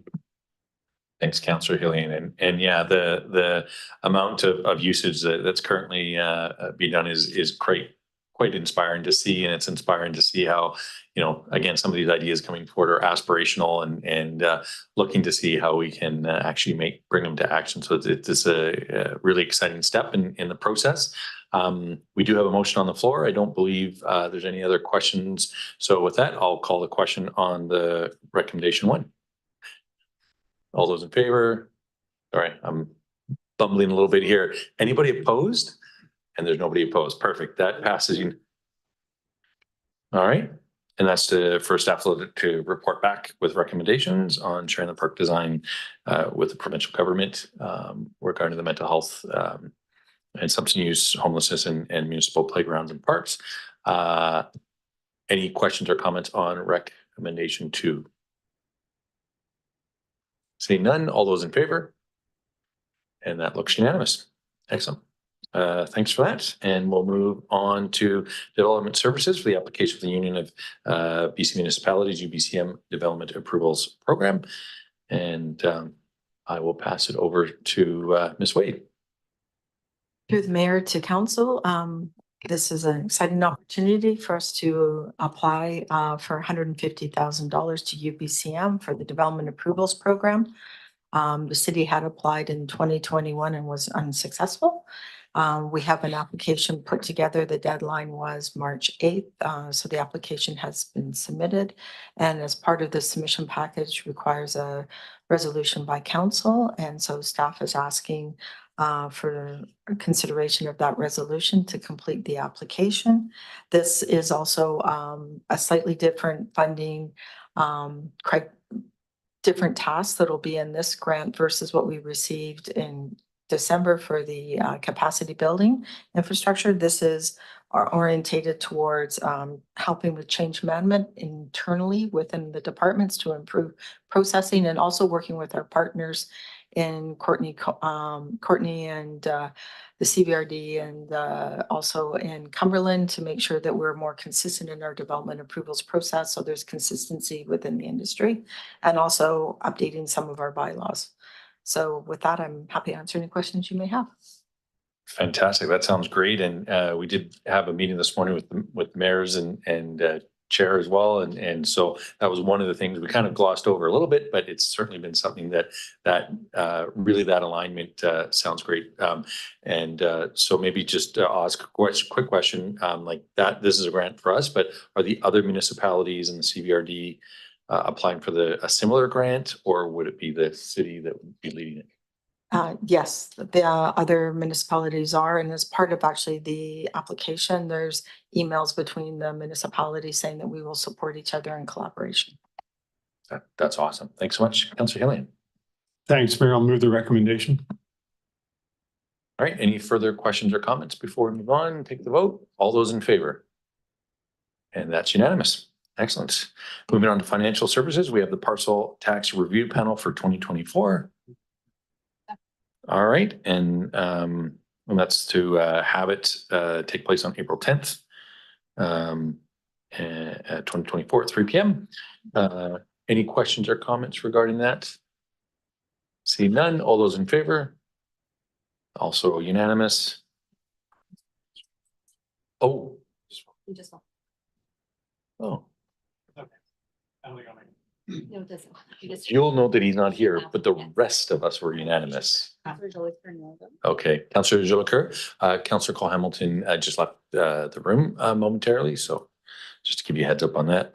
All right, okay, well, thanks for that. Moving right along, general fund financial plan, additional information, and I believe I'll be passing it over to staff. Mr. Garbutt.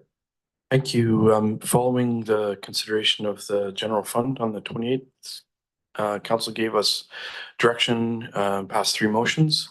Staff report is in front of you. Mr. Langemeyer is going to give a little overview on the implications of those 3 motions, and we'll respond to questions, and council will consider proceeding. All right, Mr. Langemeyer.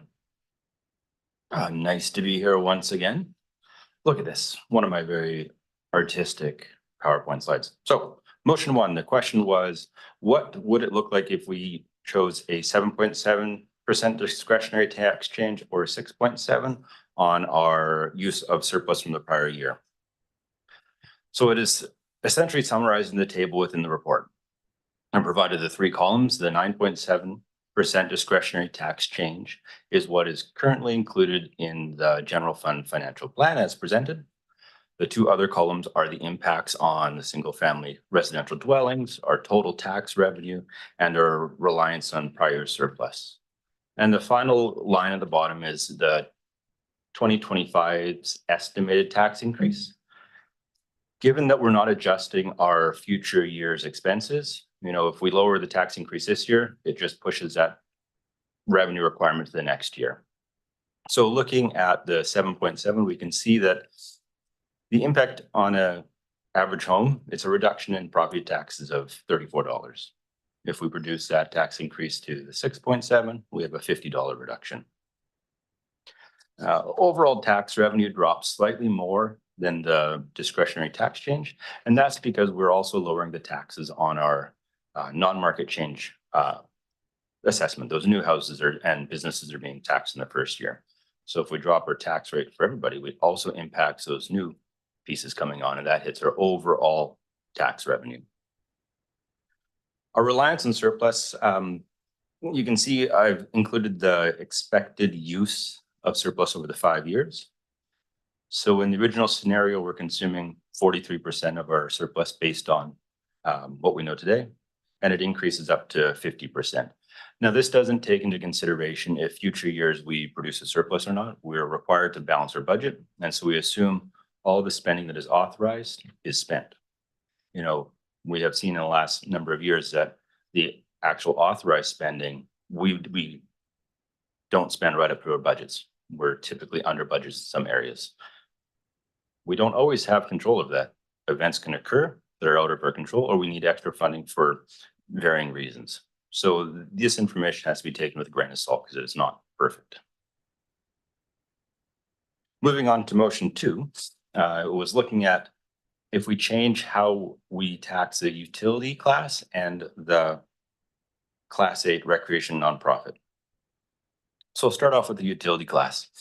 A lot of text in here, but utility classes has a legislated maximum taxation rate. It's $40 per $1,000 of assessment, or 2.5 times your business tax rate. Looking across the province from the BC statistics, quite a number of municipalities always go to that $40 per $1,000 assessment. It's very common. It's the legislated maximum. The city of Courtenay, we're below that. The plan I presented brings us up to that $40 maximum over about a 4-year period. The question was, what if we took that 4-year period and just went to the maximum in a single year? You know, that represents 118% tax increase in this area. It would bring an additional $72,000 in property tax for a total coming from the class of $134,000. This is compared to what the current plan has at $62,000 for the year. If we would apply this increase in revenue directly to reduce our discretionary tax increase, it would reduce our tax increase by 0.18%.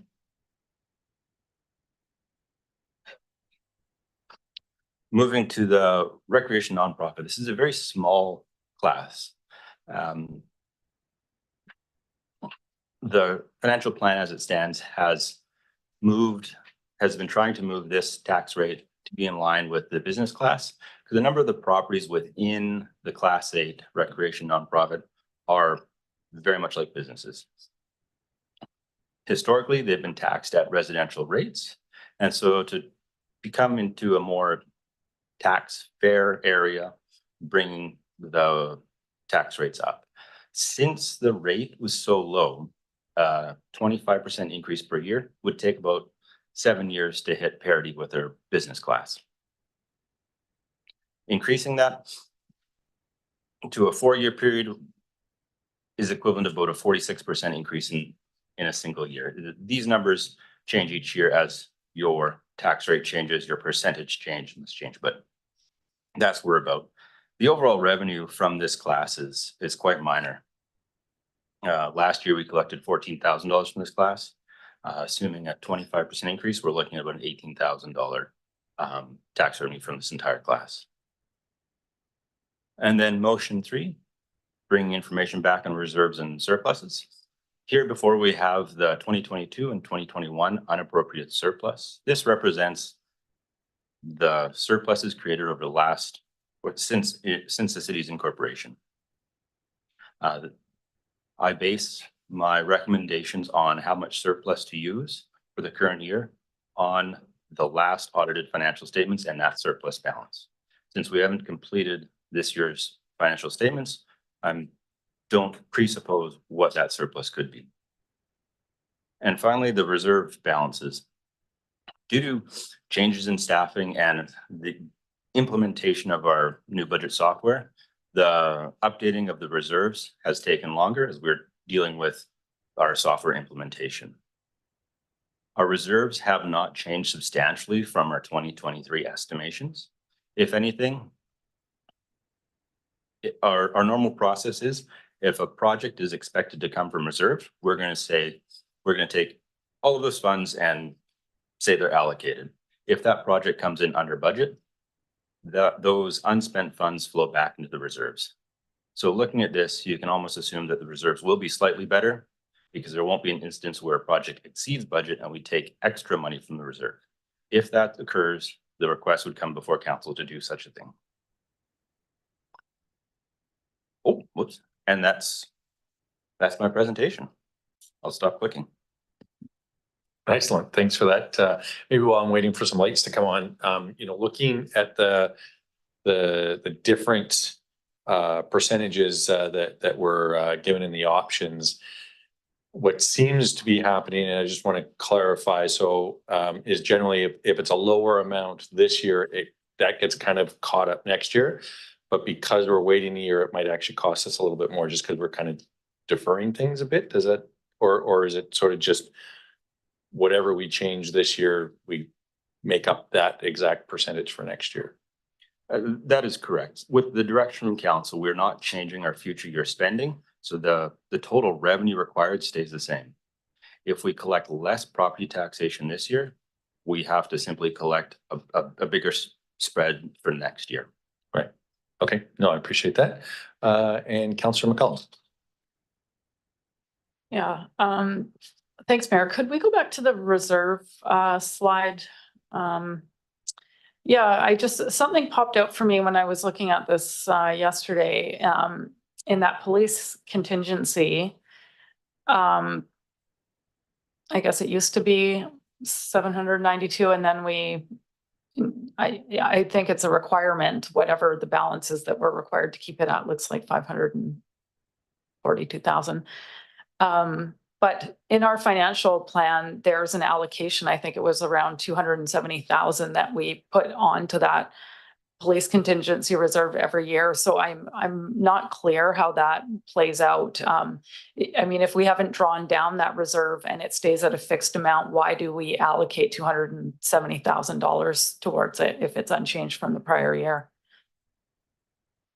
So the practice of the police contingency reserve is it has a maximum of 750,000. Historically, we had funded $250,000 worth from the reserve to go straight against the RCMP bill for the year. Since we don't know exactly what the RCMP bill will be in the future years, we can't suppose that we'll see the savings to refill that reserve. So that's why it looks a little bit goofy that in the 2022 year, you have that 792,000 balance. But for the 2023 budget and beyond, we assume pulling out 250, but we don't continue to change that into the 24 through 27 years. I'm still, sorry, I'm having a hard time connecting the dots there because I thought the police contingency was if there was an investigation or a need for additional policing resources. But you're saying we, as a operational practice, we pull out 250,000, then put it back in? Is that what we're doing? That is correct. So we pull it out so we don't tax 250,000 for RCMP services that historically hadn't been delivered. We leave the remainder is available if we have those big items. So each year you'll likely see as this table updates that we had planned to pull out 250, but the RCMP historically hasn't billed us the maximum amount. So we never actually draw the 250 out. It just stays in and would appear as it's refilling, but essentially it's not coming out.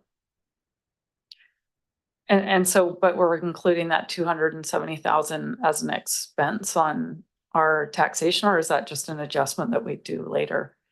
The draw of the 250 reduces how much property tax we charge for RCMP services. Okay, thanks. And Mr. Garbutt had a comment? Yeah, thank you. One of the significant items that has drives our budget consistently is the policing resources. There's work that we have to do, and we'll do that with council to do appropriate financial planning to address the delivery of police service. This is going to be a combination work from the city manager's office, finance department, and we'll figure out how to have legislative services involved given the existing level of resources that are happening right now. But as council is aware, we spend a considerable amount of time talking about and understanding and working through the policing resources. And we've had briefings through the island superintendent on the future, and we have a new detachment commander that's going to be coming in. We're going to be doing what I would say is a bit of a kind of a strategic planning exercise around the police service itself and the funding of the police. So that's an item that was a 24-25 work, hopefully to have that in place for our 2025 financial plan. All right. And Councillor McCollum. Yeah, seeing as there's no other lights on. I get my other question on this particular slide is I didn't go back and look, but I assume that this is basically what we got last year because it's the 2023 budget. Is there changes here since the last time we had a reserve update that you want to highlight? Mr. Flagenmar. There are no changes from when it was last presented. Thanks. Okay. And yeah, I mean, the RCMP reserve certainly has been there for some time, and it is as has been commented, it's really there for those big investigations that are not covered by the province and we'd be on the hook for. So, and again, getting a clear view to make sure that the number that we are reserving or having in reserves is even going to be adequate, considering this amount has been there for quite some time now. So appreciate that. Councillor Hillian. Thanks, Mayor. And I'm just wondering if our Director of Finance could spell it out in fairly clear terms about how the drawing down of surplus funds directly influences the level of taxation required in future years. If there's a surplus every year, which there appears to be, what are the projections that cause the tax to go up in future years if in fact more surplus is drawn down one year to the next? So as I said, when we budget as if all money is spent. Municipalities aren't permitted to budget to have a surplus, and we're not permitted to budget to have a deficit. We must have a balanced budget. So we can look historically and see that often the municipality would produce a surplus. That is not a guarantee looking forward. So when we use more surplus to reduce the amount of property taxation in the current year, we're not changing our future year expenses. When next year rolls around, we still have our expenses that increased from the prior year. And if our tax revenue stays low, the difference between our budgeted expenses and our tax revenue starts to grow year over year. So each year, if you continue relying on your surplus, if you have one, your overall tax revenue collected diminishes a little bit each year. And then you get to a year where you achieve all the spending you desire and you don't have a surplus. So the following year, you're going to have to increase your taxes substantially to match those service levels. Yeah, thanks. So the other question that I had, which comes from a community member, I think a few people may be curious about this. Where do we see the interest on the 7.6 million that we received from the province in infrastructure funding that essentially is being committed for the most part to future projects? Because the presumption is that that money is sitting in an account and is actually drawing some favorable interest over the last year or so. Yeah, so I assume you're referring to the Growing Communities Fund that was received in the prior year. So per the guidance from the province, when we received that money, council had to establish a reserve fund. Any interest earned on that money must stay within that fund. So our $7.655 million that we received last year, interest is applied and that fund has grown slightly over the year. Okay, so the interest on that money has to stay connected to the infrastructure projects that are planned. That is correct. Do we know how much interest we've received since we received that grant? I don't have that number off the top of my head. Ballpark? 4.5% on 7.6 million. Yeah. Okay, thanks. And I guess there's a bunch of things like when we actually got the money, when it got put into accounts, there may be some stuff. But yeah, thanks for the answer there. Thanks for the questions, Councillor Hillian and Councillor Jolicoeur. Thanks, Mayor. Thanks for the updated report from our motions. Just seeing the motion that's recommended from staff related to the issue around the utility class and the recreation class. I mean, it felt quite clear. I appreciate the detail that you provided in that response to our motion.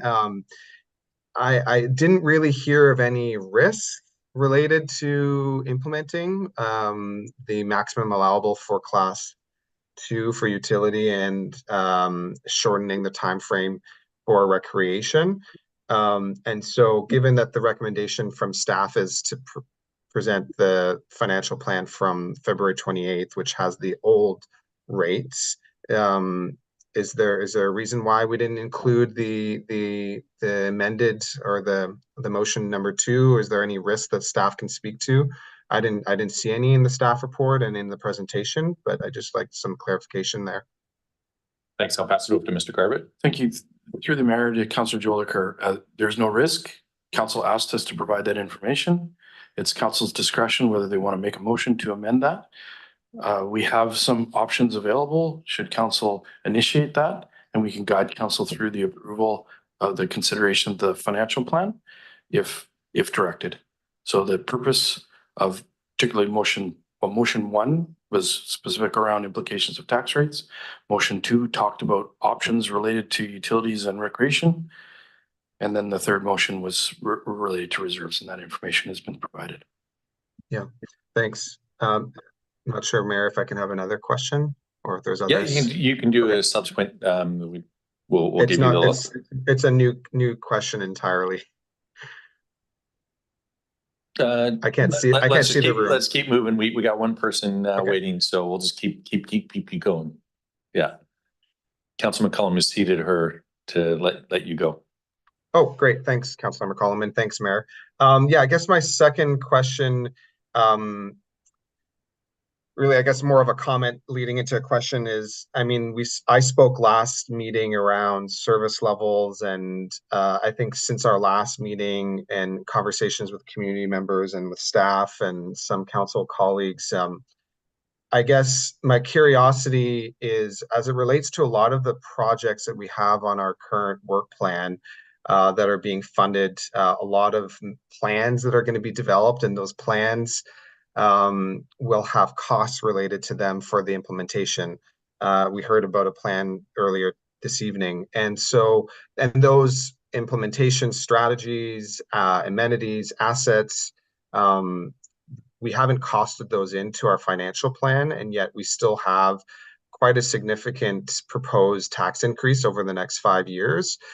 And so my comments are really leading to a place where I guess I'm curious, you know, I'm still not comfortable with the 9.7. And I do get curious if there's a conversation that we should be having around service levels or the proposed FTEs that we have that were on a slide that we had at the last presentation, both previously approved for this fiscal and new requests for this fiscal. And instead of, you know, picking apart one FTE over another, I guess I'd like to hear from staff around what could be a way for us to potentially look at, or what would be the mechanism for us to look at potentially going back and having different scenarios around service levels if we were wanting to look at reducing some of those new staff positions as a means to lower the tax increase this year and in future years to come. Okay, I'm going to pass it over to Mr. Garbett. Through the mayor to Councillor Jolicoeur, staff presented a report on the 28th, and we've provided information at council's direction. If council wanted to direct us to come back to do that kind of exercise, we would ask for that direction of council. With respect to future years, addressing future years will be part of that future planning exercise with respect to our 2025 financial plan. Currently, the 5-year financial planning process, we haven't formalized it into the specific guidance, and we've taken it kind of on a general guidance, longer term approach. We hope to change that, but at this point, we're providing council with the direction that we were asked. Yeah, just as a quick follow-up, Mayor, to that, I would appreciate, I think, given that we have until May 15th to finalize our budget, maybe to do some further work. I'm happy to hear from my colleagues. I just think that the economic reality that our citizens and our businesses are facing at the moment does ask us to have some hard conversations around the beautiful strategic plan that we have as a council and some of the things that we've committed to doing. And so I would be interested in seeing if that's something staff can do, but I'll cede the floor. Thanks, Mayor. Thanks for that. And Councillor McCollum. Councillor Frisch hasn't spoken yet, so. Oh. Councillor Frisch. Yeah, thanks, Mayor. I appreciate that. I just want to caution that we're not getting into a discussion that really should be around strategic planning. And these sorts of decisions are done year over year and generally not at budget time. You know, we've set the mandate for staff and they've come back to us with the ability to perform that mandate. And I don't know about talking about each individual full-time increase or major changes to our work program at this point is effective for the 2024 year. I think if we want to have that discussion, we do it for next year. And as it was stated in the report, the risk of changing the rate to the what was it? Somebody help me out here. Thank you. The utility category is that it just makes us look a little flippant. You know, it makes almost zero difference to anyone's tax bill, yet is wildly changing the tax rate for those properties. So it doesn't make any sense, and it doesn't create the stability that we're looking for at the city. Thanks. Thanks, Councillor Frisch and Councillor McCollum. Yeah, thanks, Mayor. I'm just going to move on to my thoughts on the recommendation or the options, I should say, laid out in the report. There's a recommendation. Just where we're going with the decision on our tax rate. We asked for a breakdown of the different percentages. And I guess what my concern is with the 9.7 is that it's coming on the heels of probably one of the largest tax rates increases that's been done in a long time in my history of paying attention to it. And we don't know how that has landed. We don't have updated figures. We don't have a sense of exactly what our unspent surplus is with those 2023 numbers. So we're basing our assumptions on casting back 2 years and kind of not really looking at how that increase caught us up in some ways, because I think we're really underfunding our operations to a pretty large degree. So that's my concern. And my other concern is that in our financial plan, there is somewhere between $700,000 and $900,000 of carry forwards from 2023. I don't have an exact figure on that, but from the communication that I've had with our CFO, it sounds like it's about that much. And those amounts were taxed in 2023 and we did not spend them. But then our assumptions in going with this 9.7% are using an unspent surplus balance from prior to that taxation, and 700 to 900,000 easily covers 2%. So given those two factors, for me, I think it's really clear that we can do a 9 or a 7.7 and move forward in a way that is fiscally responsible and not setting the city up for major issues going down the road. And you know, next year we workshop the budget again and we revisit our strategic plan. And if we find ourselves in a situation that we're looking at another large increase, then we're going to have to, as Councillor Frisch described, go and look at the work plan that we set out and reassess our priorities. So seeing that there are no lights on, is it okay if I move a motion? I Right now, are you all right with that, Mayor? I wouldn't mind making a couple comments, maybe. Do you want me to wait? In that You case, can make or- your motion now, but yeah, I got some You've got thoughts as comments. well. But, Okay.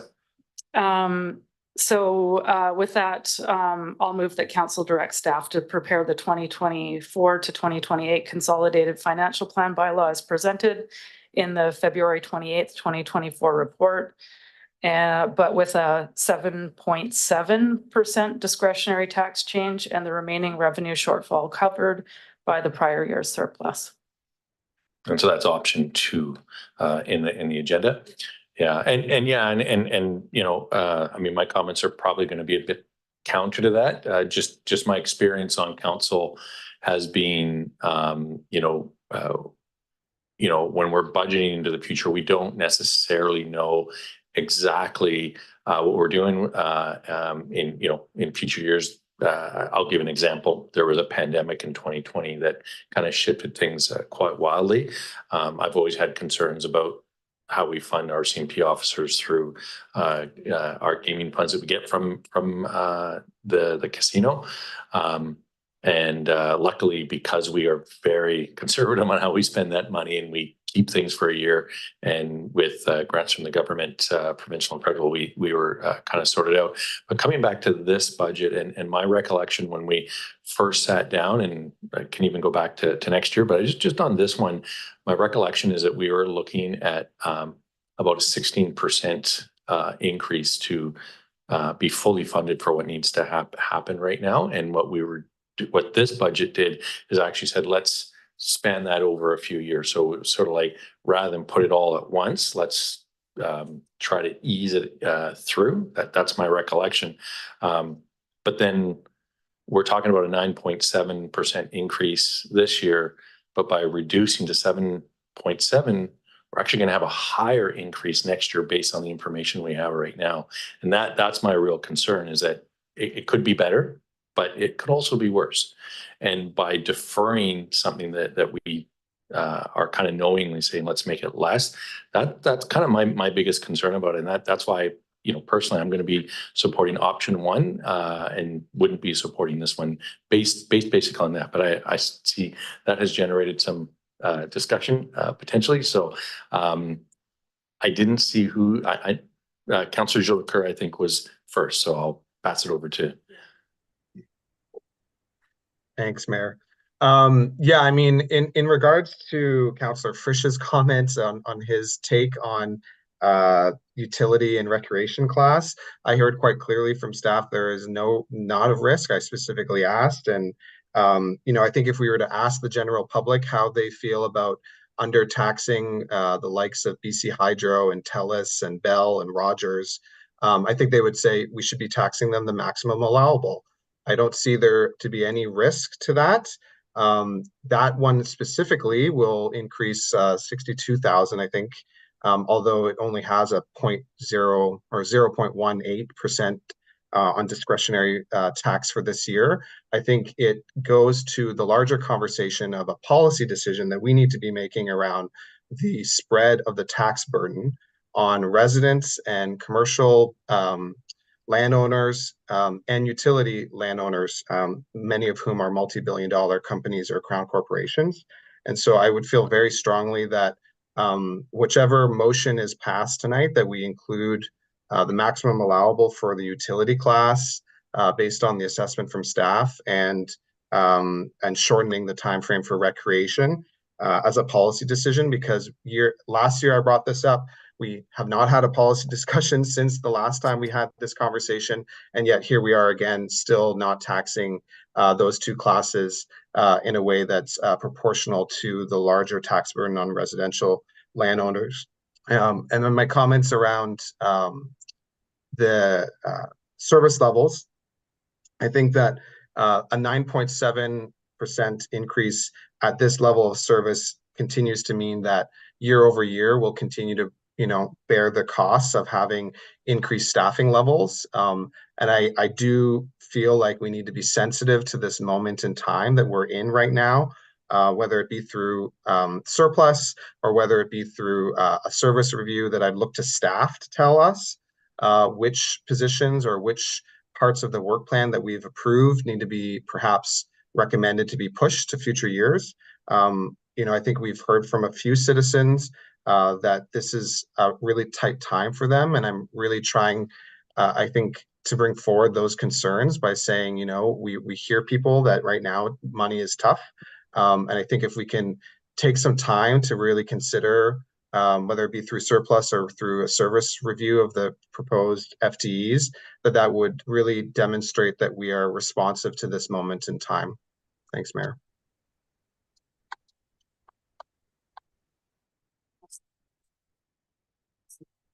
Okay. Thanks, Councillor Jolicoeur. And we do have other lights on it. And Councilman Collum, you okay if, well, I think I'm looking at my list here. Start with Councillor Moore. Thanks, Mayor.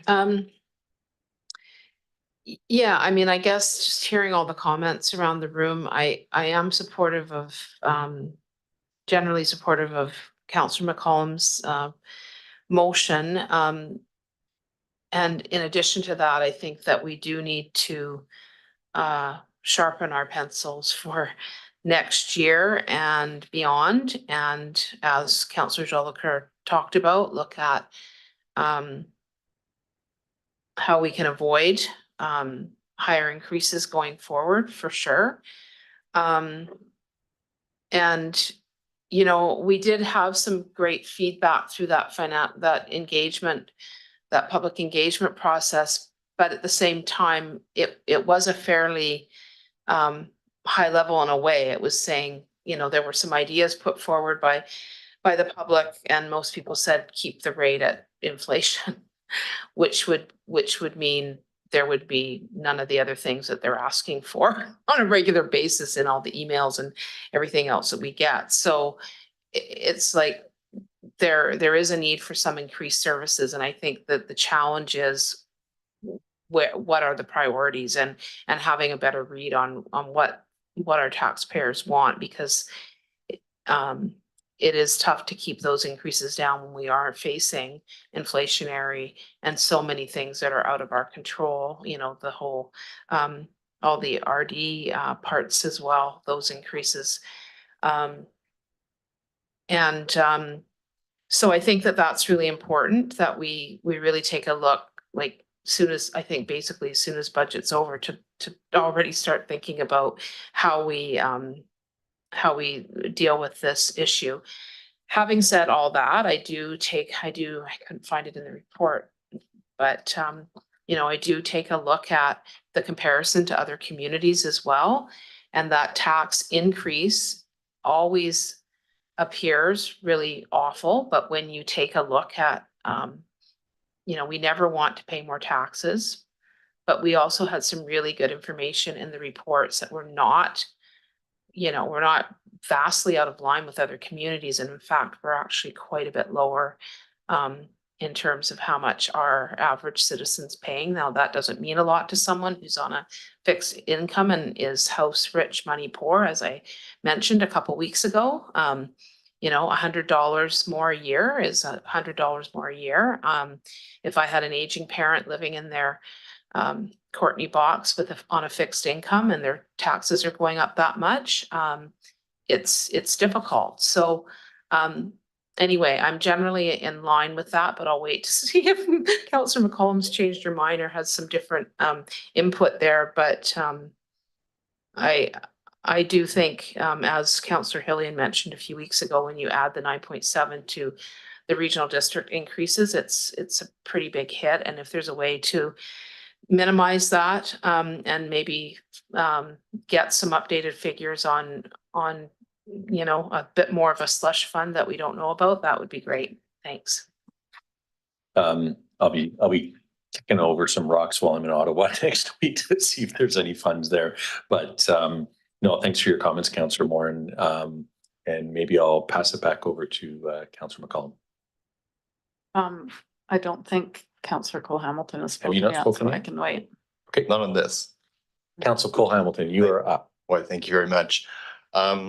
I just wanted to respond to the comments you made, Mayor, and I think it's a really interesting point that this is the projected taxes for next year would be higher. That's with the assumption that we put 1.5 million of our surplus into the budget next year. And what I see is that we have some time on a couple of fronts. We have, at this point, an estimated surplus for 2023 of over 7.5 million. It may not turn out to be exactly that amount. We'll find out when the audited statements come in. Those statements will come in quite a long time before we begin considering next year's budget. And if somehow what the audited statement, the final number, is not close to 7.65 million, then we may have to make some hard decisions. But in my experience of being on council, the number that we see as the estimated prior year surplus and the number we see in the audited financial statements are 90+% similar. So I think I think we can comfortably expect that it will be something in that range. And if it's not, then we will have some discussions this fall about having to, perhaps reprioritize, perhaps reconsider our work plan. But that surplus is money, tax money that we charge the members of this community, and it turns out we charge too much.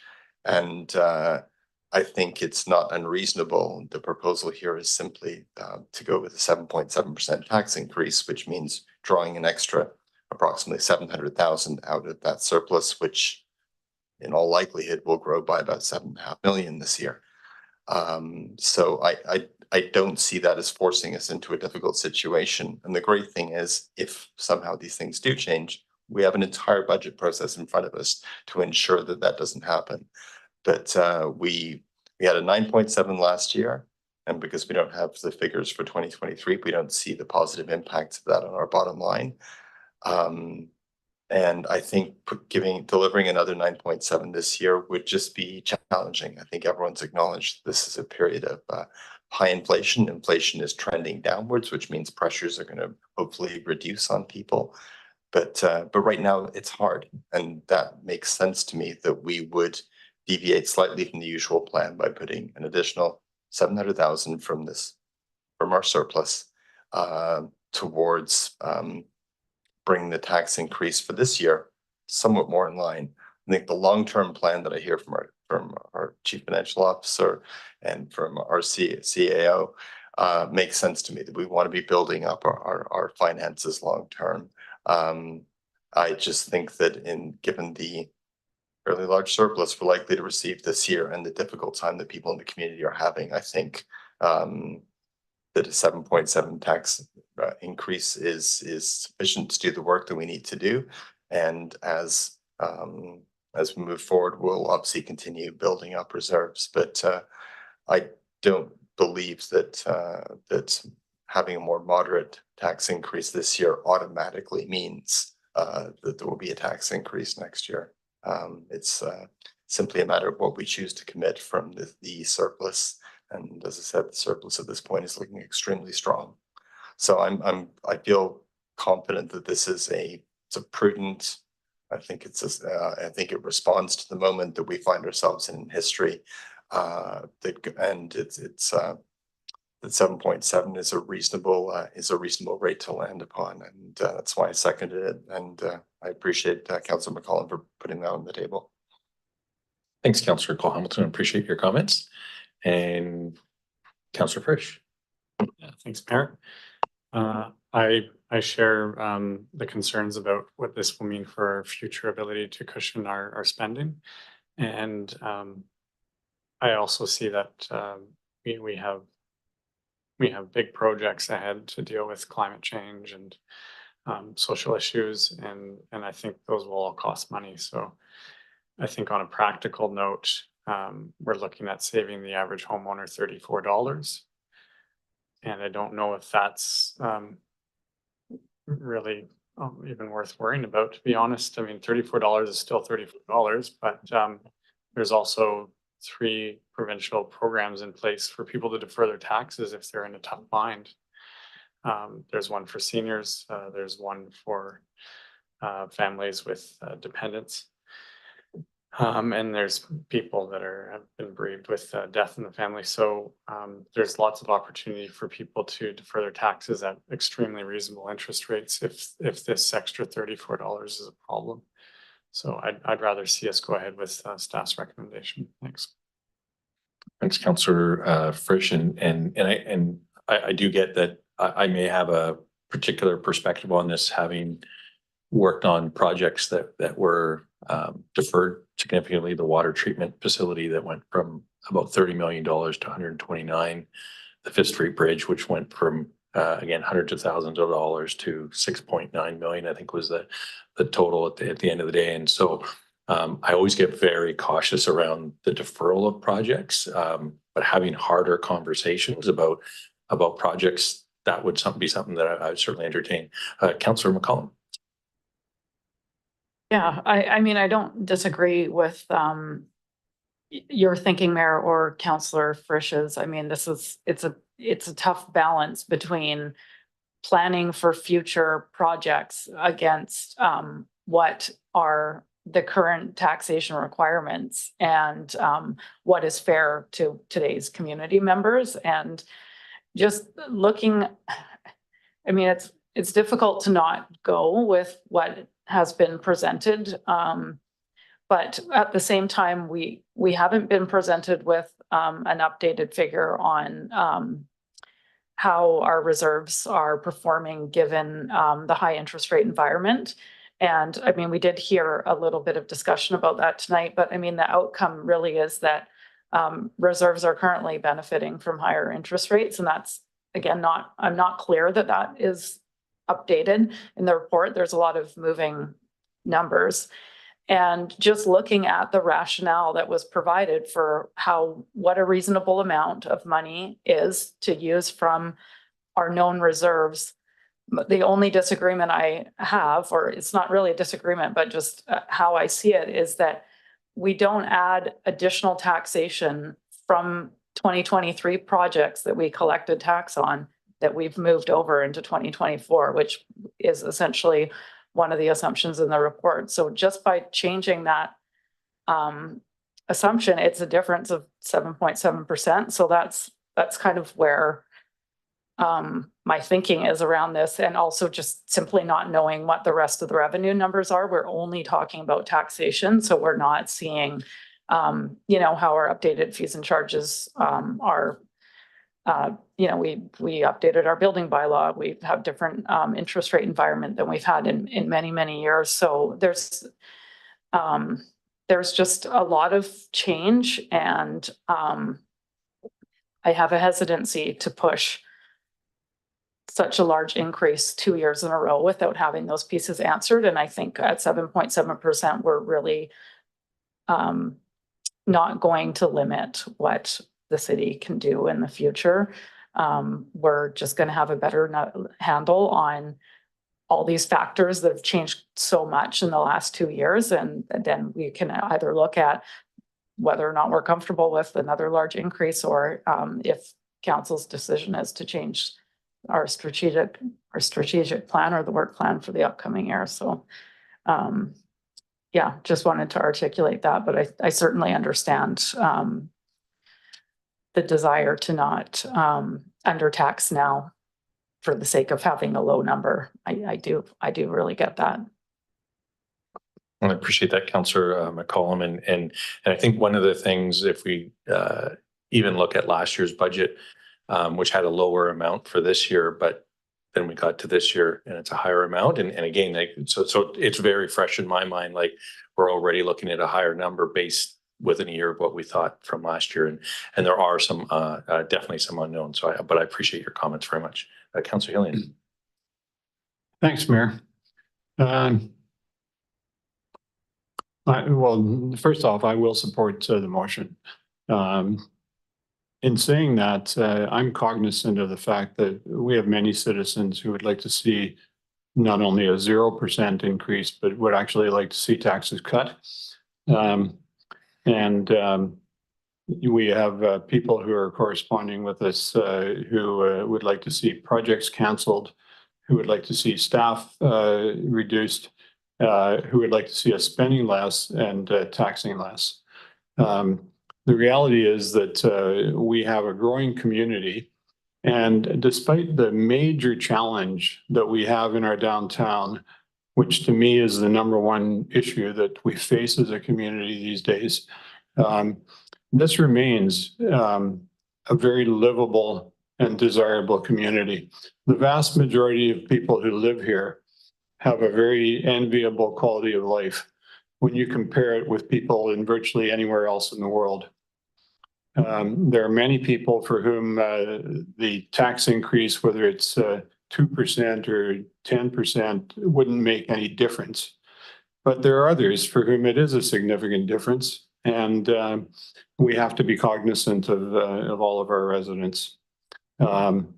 I don't know that whether psychologically the 9.7 versus 7.7 is going to be a huge difference, but it's something that we can do, and I don't believe it jeopardizes the position of the city in the future. My experience is that we always have to project what's going to happen a few years down the road, and inevitably those projections end up being different from what we put in the 5-year plan, because situations change. But if the theory is that we hold on to reserves for unplanned eventualities, so that we can apply those reserves, I would say that the current economic situation is an unplanned eventuality, and so applying an additional amount of those reserves to the current budget, I think, is warranted. I'd probably be prepared to go further on it, but I'm willing to support the motion based on the rationale that Councillor McCollum has laid out. I think we want a city, and I think the vast majority of our citizens want a city that does provide services, that upgrades its playgrounds to modern standards, that builds a new fire hall, that builds the amenities, that provides the recreation services, upgrades its garbage collection into the new era, even though that costs a bit more.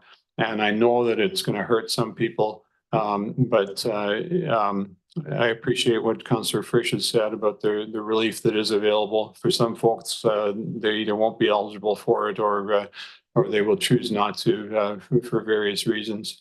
But I want us to have a city that provides services that helps the majority to have the best quality of life possible. And on that basis, I see us moving forward with the plan that we have. If we find that the circumstances change next year, then I think seriously we can look at cutting projects or reducing services. But I don't see that the majority of our citizens looking at us to do that right now. And on that basis, I'll support the budget going forward. Thanks. Thanks, Councillor Gillian, and appreciate the feedback. I mean, hearing the comments about having, very serious conversations about, the projects going forward into the future, so that, we're not, I mean, for me, frankly, the big issue is that we're kind of kicking this down the road a bit for a year. If that's not what we're doing, if we're actually going to sit down and have a fairly what is likely to be a very tough conversation, to be frank, about what we're going to be able to do in the future to make sure that we're able to keep these taxes as much as we can under our control. I'll support this, and I just want to sort of reiterate for those that aren't aware. I think council members, myself for sure, are. I think the public some of the public has the expectation that we have lots of money and we can do many things, and it's just not it. And this is one of those hard conversations where, when we're getting somewhere around 8% of the taxable dollar and the rest of it is going off to the province and the feds for us to fight other municipalities to get back in grants, this is where we have these conversations. So with that, Councillor Elaine, I'll pass it back to you. Thanks, Mayor. Just one more thing that I wanted to add. We ask a lot of our city staff, and for the most part, they deliver excellent services. We're asking an increased lot of them right now, in particular, because we want them to help us solve our downtown problem. And on that basis, I think any discussion around reducing that staff or not giving it the capacity to do the work that we ask of it, I don't support that.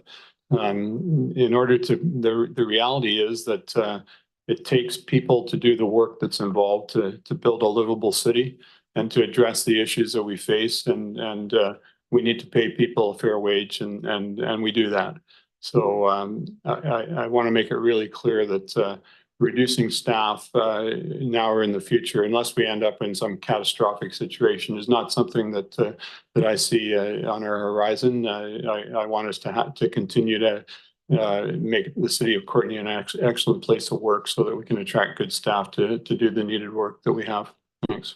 Thanks, Councillor Hillian. And, you know, and to one of the things that I think we all do, and I'll continue to do to the best of my ability, is to really push those senior levels of government, provincial, federal, as a city, and working as a region with our regional district, the town of Comox, Village of Cumberland, and even working as best we can with Comox First Nation and the base. This has been a very lengthy conversation, and I see that there's yet one more voice, so I'm going to pass it over to Councillor Jolicoeur.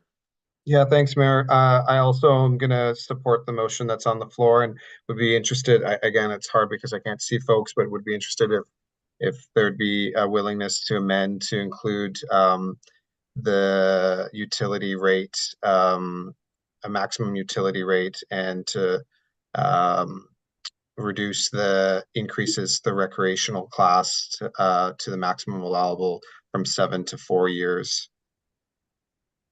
Councillor McCollum, did you want to respond? I was just going to suggest that we do it as a separate motion. Mr. Garbutt. Thank you. Through the mayor to council, we anticipated given the motion, so we have a path that I think could make sense with some options. We'd prepared some supports because it's always nice that we're not floundering around with that stuff. We just Ms. O'Connell's going to pull some information up. I would point out, if I could, with respect to both the utilities class and the recreation class, there are two options should council wish to proceed. One would be changing the utility rate, and then it's either take from appropriated surplus or discretionary tax rate. And that's an option for both. So we would need some council to consider whether they want to address the motion related to utilities, and then decide whether the funds that would be generated, I guess I would say, or allocated through that change, whether the budget is adjusted by the utilization of prior year surplus or the discretionary tax. So just to give you that. And so there were two items in that council asked us to provide information on. One is utilities, one's on recreation. And there are some consideration for motions visible to council. But it's separate. No. Okay. To amend. Oh, Ms. O'Connell. I can only speak on the procedural component. If council were to consider an amendment at this point, we would likely have to rewrite the motion as proposed by Councillor McCollum, because it would require updating to the financial plan in addition to like basically amending the physical plan to account for those changes. Whereas the motion, Councillor McCollum, and what has been moved and seconded by council that's currently on the floor, does not require that update. So essentially council, any member of council could introduce an amendment at this point. And then essentially we would just have to await the outcome of the vote on those amendments. And I will have to essentially recalibrate depending on council's direction. So is it a better process to consider these first and then? Yes.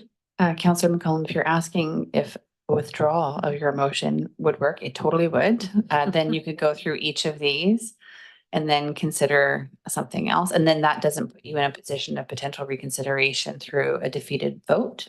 So yes, that is definitely a procedural option available to you should you desire. Okay, I think I'll go with that option. It sounds like the most straightforward way to proceed. So let's do that on all. Motion rescinded. Yeah, thanks. All right. But nobody has their mic on now. Happy to move that motion of class 2 that's on the screen. There's two of them. Yeah, there's a choice at the bottom there.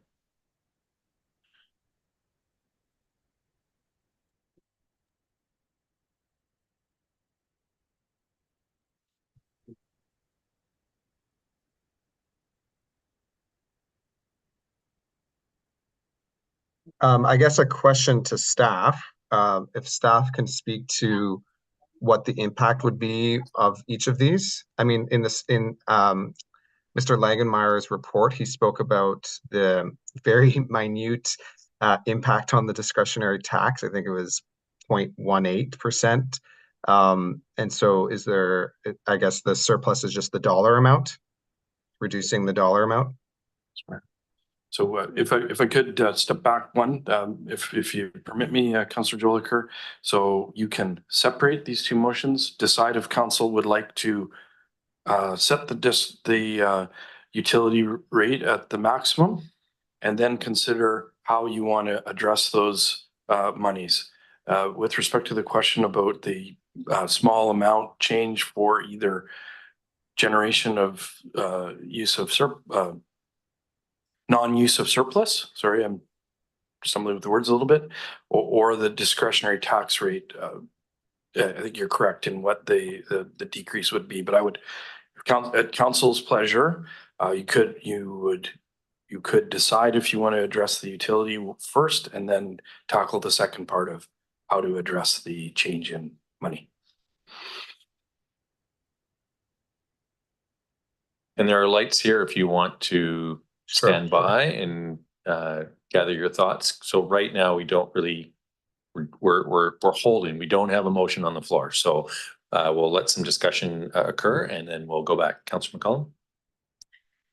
Yeah, I'm supportive of maximizing the utility class, just given the group or who it would impact.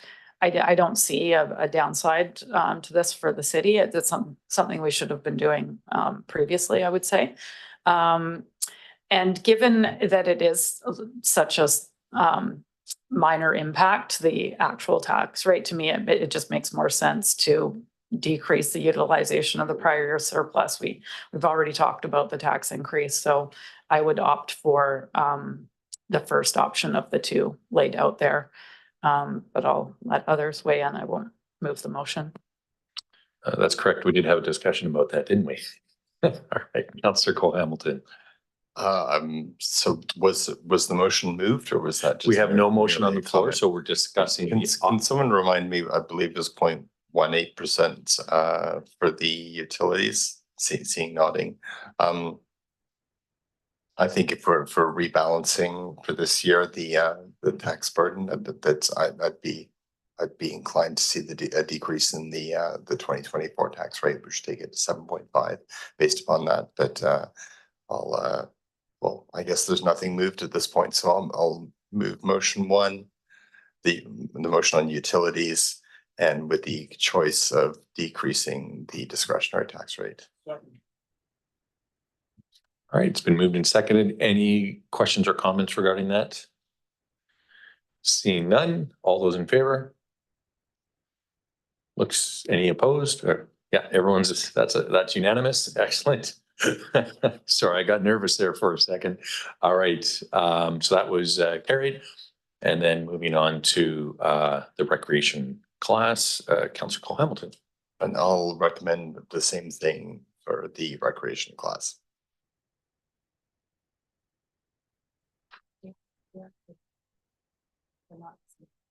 In terms of the impact? The other one is phased over a period of time. Right. An accelerated time, so they're not the same. Okay. So is that accelerated timeline? So it's not like all at once? I understand that, but the choices as to what to do with the accelerated amounts and the choice I was suggesting was the same one. But thanks for clarifying that, though. Yeah, and then that will be used to go to decreasing the discretionary tax increase. So that's been moved, been seconded, and Councillor Frisch. Thanks. I wonder if staff could just remind me some examples of this recreational class properties. I think it was like campgrounds and golf course. What's in recreation? Just examples of things that would be in the recreation class. Items that fall into the recreation nonprofit class. Church land that is not statutory exempt, a property owned by a not-for-profit. For example, in this town, it's the Elks Hall downtown fall into there. The Legion is in there. Ski hills, marinas, golf course lands, just the grassy land, not the clubhouse, campgrounds if you have in your town, those type of recreation property. It's not a recreation property in the sense that you own a cabin on a lake. That's often confused. Thank you for that.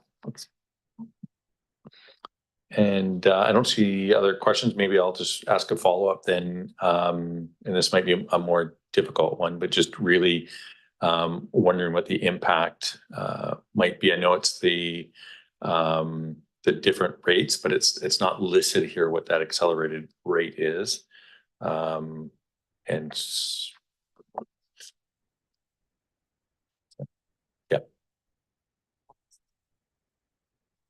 And just kind of like, what would, I mean, I think some of the things listed might be fine, but there may be a less excitement around the impacts to nonprofits, especially if it's significant.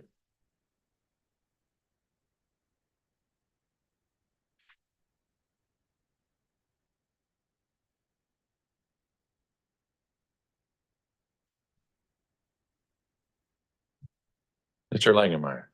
I was just taking a quick scan if I have the information clearly laid out in the report. But currently, we have about a 7-year increase plan.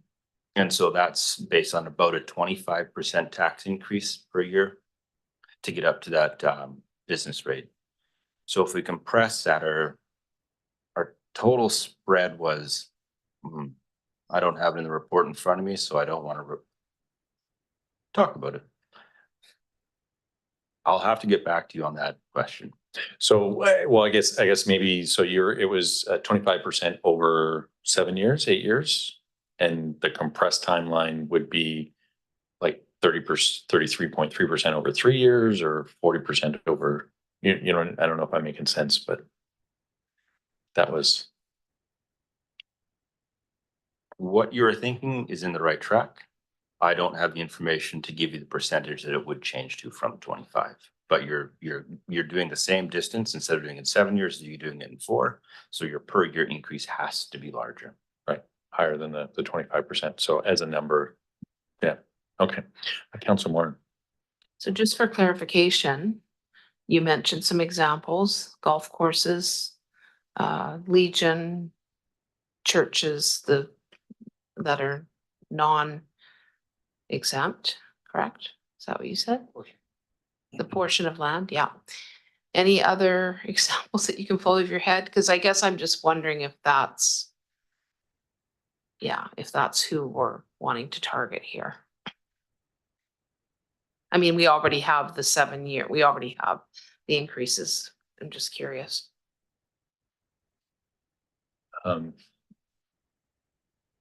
Mr. Langenmeyer.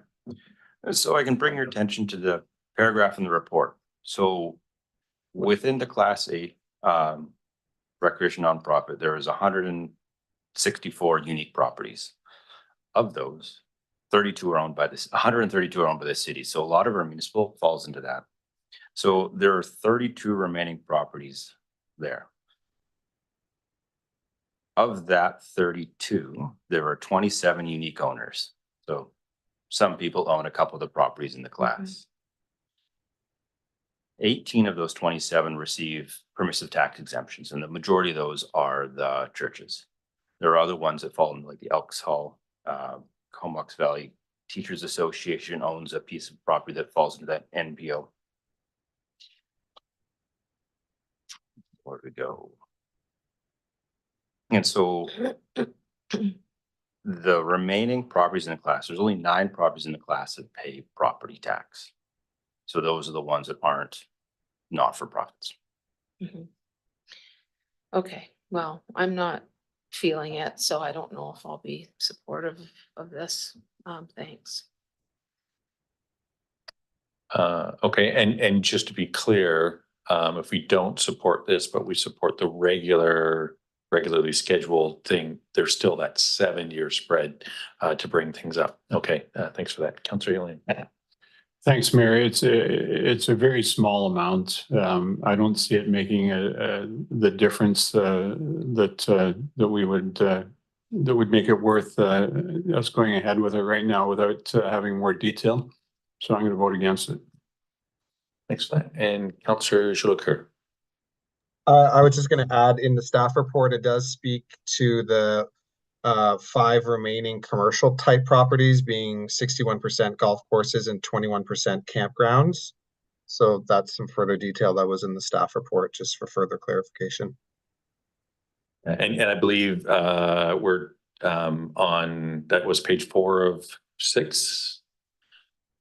Last paragraph, page 4. Yeah. So just for anybody who's following along and wants to see where we're at. Okay, I appreciate that. And as far as I know, we don't have a motion on the floor at this. Oh, we do have a, so that's where we're at. Okay. Okay. All right.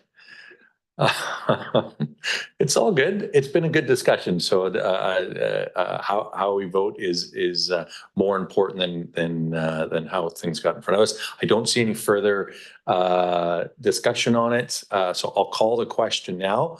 All those in favor of basically increasing this? And I see Councillor Jolicoeur and Councillor Cole-Hamilton, and all those against. And that'll be the remainder of council. So the motion is defeated. But on the journey that we are on, I believe the next step is the financial plan as presented, except for the change in the utility rate as discussed and voted on. So now we can get into the financial plan, which I believe, yeah, we're standing by. And that's to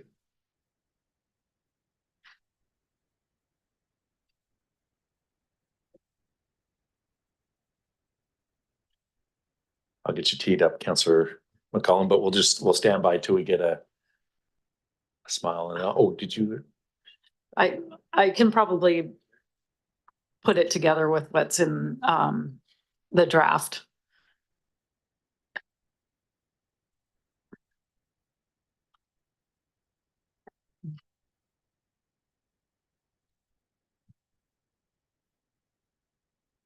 And are you, I mean, Councillor McCollum has ceded her microphone many times tonight. Okay, I just wanted to clarify that given that we passed the utilities motion and it's roughly 0.2%, does that mean we're now approving an increase of 7.5%, just for clarity on this rather than 7.7, just so that there's a clear number coming out of this for people who are watching along at home and enjoying it. Just to see the end result of those two and the way they interact, those two resolutions. Excellent. So maybe Mr. Langenbauer, I'm not sure if your calculator is sharpened at this point. But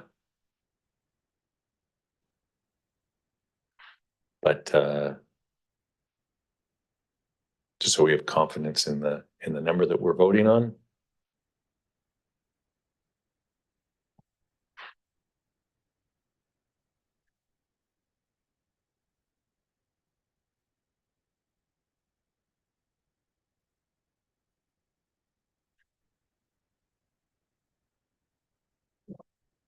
And if we can't have that number, then it could be inferred in this, and then that number could be given us to tomorrow. If that would be.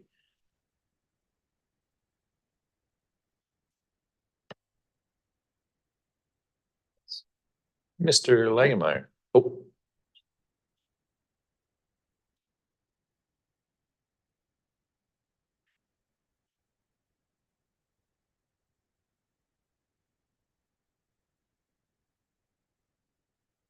Yeah. And Councillor Cole-Hamilton, I mean, his question was, what is the definitive number? What I'm inferring is there's not necessarily a definitive number at this exact moment, but we know it's less than 7.7 most likely, and we'll get that updated number sometime in the nearish future. Is that fair? Okay, and with that, I'm going to pass it back over to Councillor McCollum. Thank you, Mayor. I'll move that council direct staff to amend the 2024 to 2028 general fund financial plan to reflect rate change to the utility class 2 as approved by council today, March 13th, and that council approves the 2024 to 2028 general fund financial plan as amended, and that council directs staff to prepare the 2024 to 2028 consolidated financial plan bylaw with a 7.7% discretionary tax change minus the impact of the change in the utility class rate. It's been moved and seconded. Any further questions, comments? Seeing none, I'll call the question. All those in favor? Looks like it's unanimous. It's been a lengthy conversation. I want to thank everybody very much, those in the gallery as well, if you're watching online. Really appreciate council having this discussion. We do have a rule that we should have our dinner break by 6 p.m. So given that it's 6:45, I'll make a break from now until 10 after 6. How about 10 after 7? Even better. I had it written down way back at around 5:30 when we started the discussion. Thank you so much for, so we'll come back at 10 after 7. Thanks so much, everybody.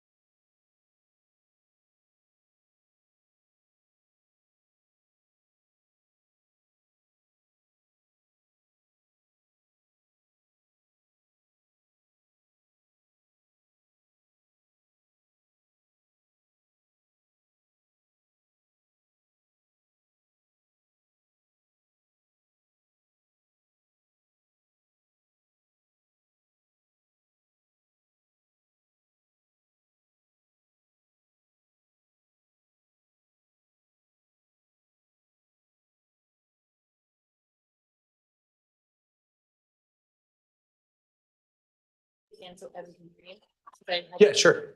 Evan, we're going to be getting started fairly quickly here. So hopefully all's going on your side. We're just waiting for everybody to get into their seats. And then we'll be getting ourselves back on a regularly scheduled program.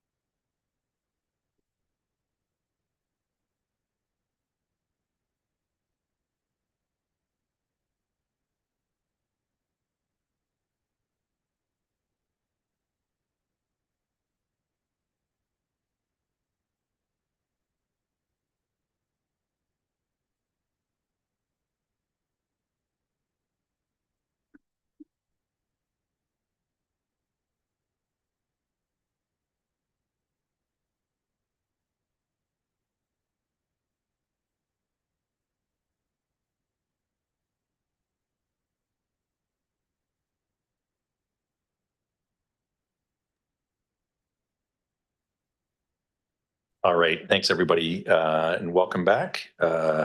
We're on item 5.4.1, the Fire Department Emergency Operations Centers and Training for a grant application, and I'll turn it over to staff. Mr. Garbett. Thank you. We're really excited to continue our partnership in the emergency program, and we have two grant applications in front of you under 5.41 and 5.42. Staff report gives an overview of both of these grants. Chief McDonald's here if you have any questions. If you want to introduce and consider the motions, we'll respond to your direction. Thanks very much. Councillor Hillian.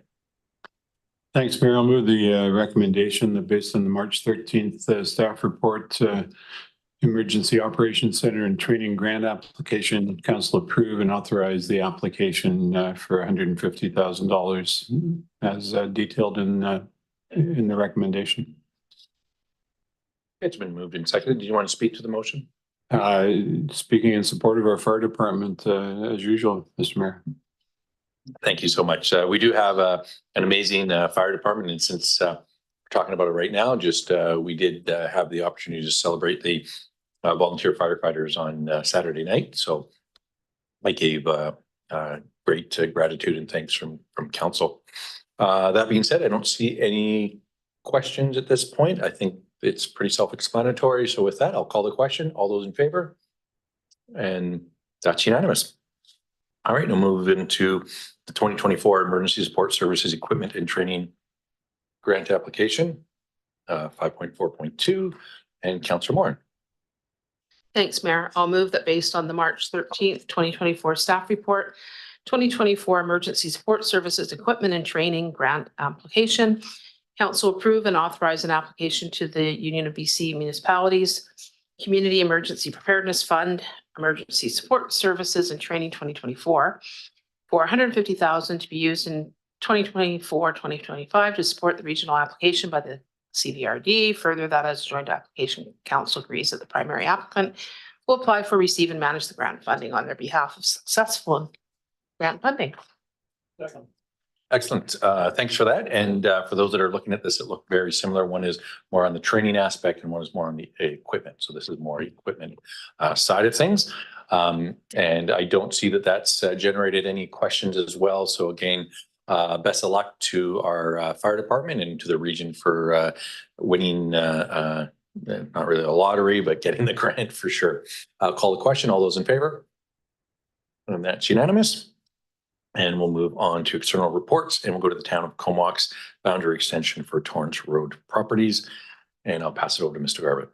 Thank you. Through the mayor to council, starting on page 211 of the agenda, we have a referral from the town of Comox on their boundary extension in the Torrance Road area.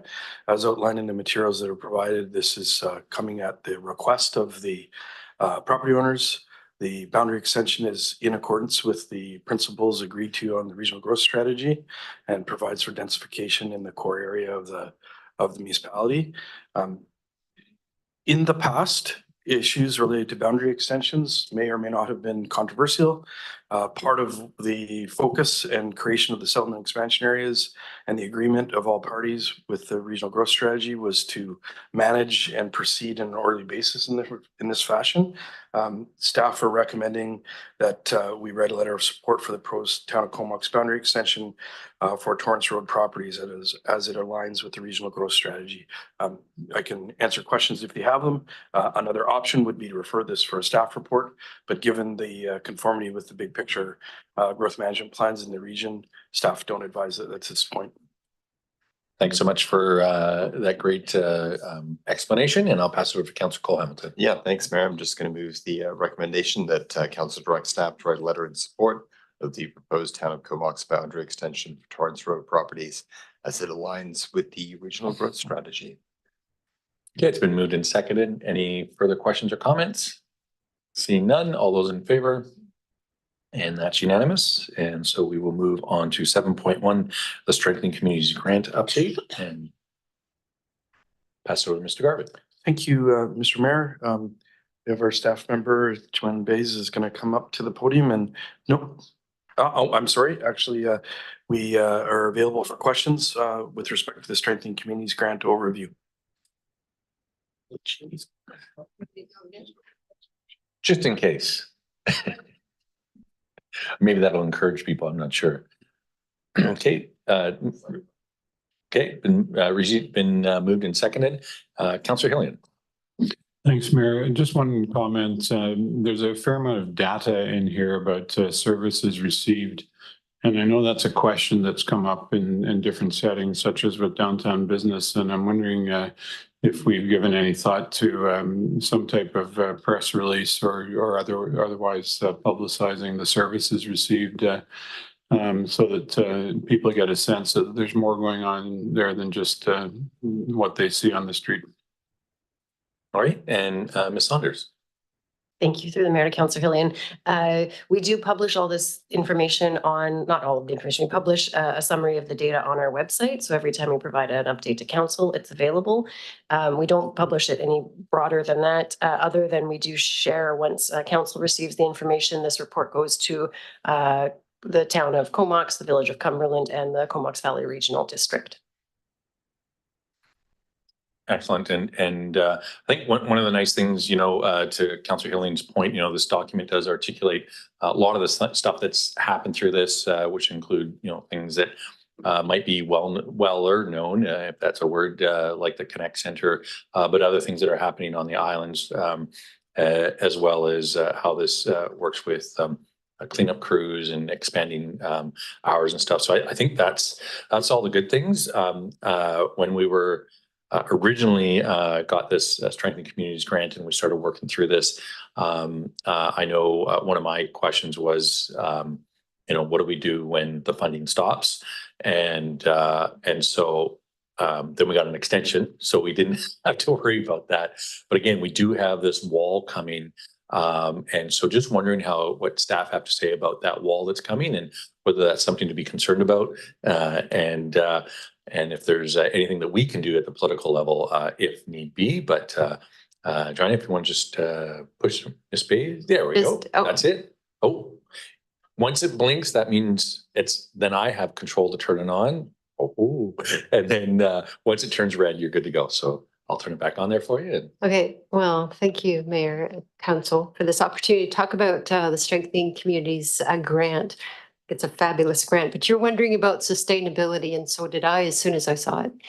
But I think it's important to recognize that this grant was a grant to support what we thought was a temporary situation. I think the big blip in the number of people who were experiencing homelessness. So this grant has provided services for that group. And what was really marvelous was during the period that we were unable to have funding, people was a little bit unsure about what was going to happen. The services continued. They didn't continue in the same level, but they did continue. And the other thing is one of our partners actually applied for funding through another source and was able to get funding that way. Another positive with this that will continue after is that we did get money from BC Housing in order to support some shelter beds. So that's a positive as well. So we got a lot of ripple out effect of it, some of it intentional, some of it unexpected. And so I think when this wraps up, you'll get a final report. And there were a lot of learnings, and I feel that sustainability would be sharing those learnings. So figuring out how to share those well, include the good, the bad, and with other municipalities that have used this funding. Excellent. Yeah, and I mean, I appreciate you speaking to those opportunistic things that came along that might be a little bit more serendipitous, or just funding sources that didn't even exist prior to this happening, and how we went from, you know, temporary shelter that wasn't even supposed to stay there longer than 6 months or a year, and here we are, you know, 4 years later. Mr. Robert, I see you have a comment. Thank you. Through the mayor to council, I just acknowledge the great work that our staff have done in the partnerships that have been reestablished and strengthened through this. A critical component of this is that data. And when we were selected to have, it wasn't that it was extended, we were re-energized with funds for an additional year. A good portion of that is based on the strength of the data that we're collecting. And we're hopeful because the need will continue to be in the community, and grateful that this has allowed other groups to leverage that. And that's the whole point of grants in the first place. But it will also give us information where it could be utilized by other groups, could be utilized in our community needs assessment to look to funding, looking at the needs and looking at more sustainable as opposed to finite area. So it's so very important, the data that's been collected about our community, and we hope that it'll set the stage for the future. So we'll be ready in case there is another version of the Train Communities Grant, because as we all know, the needs are ever increasing. They're definitely not decreasing in our area as across British Columbia and Canada and North America for that matter. All right, absolutely. And I think, yeah, the pressures that have been brought to bear on our Coalition to End Homelessness, its member agencies, has been pretty intense. I mean, just because the Connect Center is probably the place that I walk past on a regular basis, and just knowing, talking to the staff there, that they're turning away 25 to 30 people every night, given the weather that we have, is you know, absolutely heart-wrenching. And so again, it's hard for me not to see that wall of funding as not having some other kinds of impacts, but I do understand that there's lots of things at play. So appreciate that. Councillor Morin. Great, thank you, Mayor. Excuse me. One thing I wanted to highlight in the report, which I think is great news, is the Community Advisory Committee that's been implemented, which is great, making up reps from the community, RCMP, et cetera. So that's great. Just in terms of the data collection, I know we did have a bit of a lapse in the training while we were waiting for the new monies to come in, but I think I know we had a bit of information, obviously, last time about participants and how many and that kind of thing, but I think getting some testimonials from the participants, or maybe even the participants from the first round of training, in terms of any outcomes that they saw from doing that training, whether they're community members or business part of businesses or whatever. I think that would be really great as well, because there were quite a few different trainings that have been offered and will continue to be. Thanks.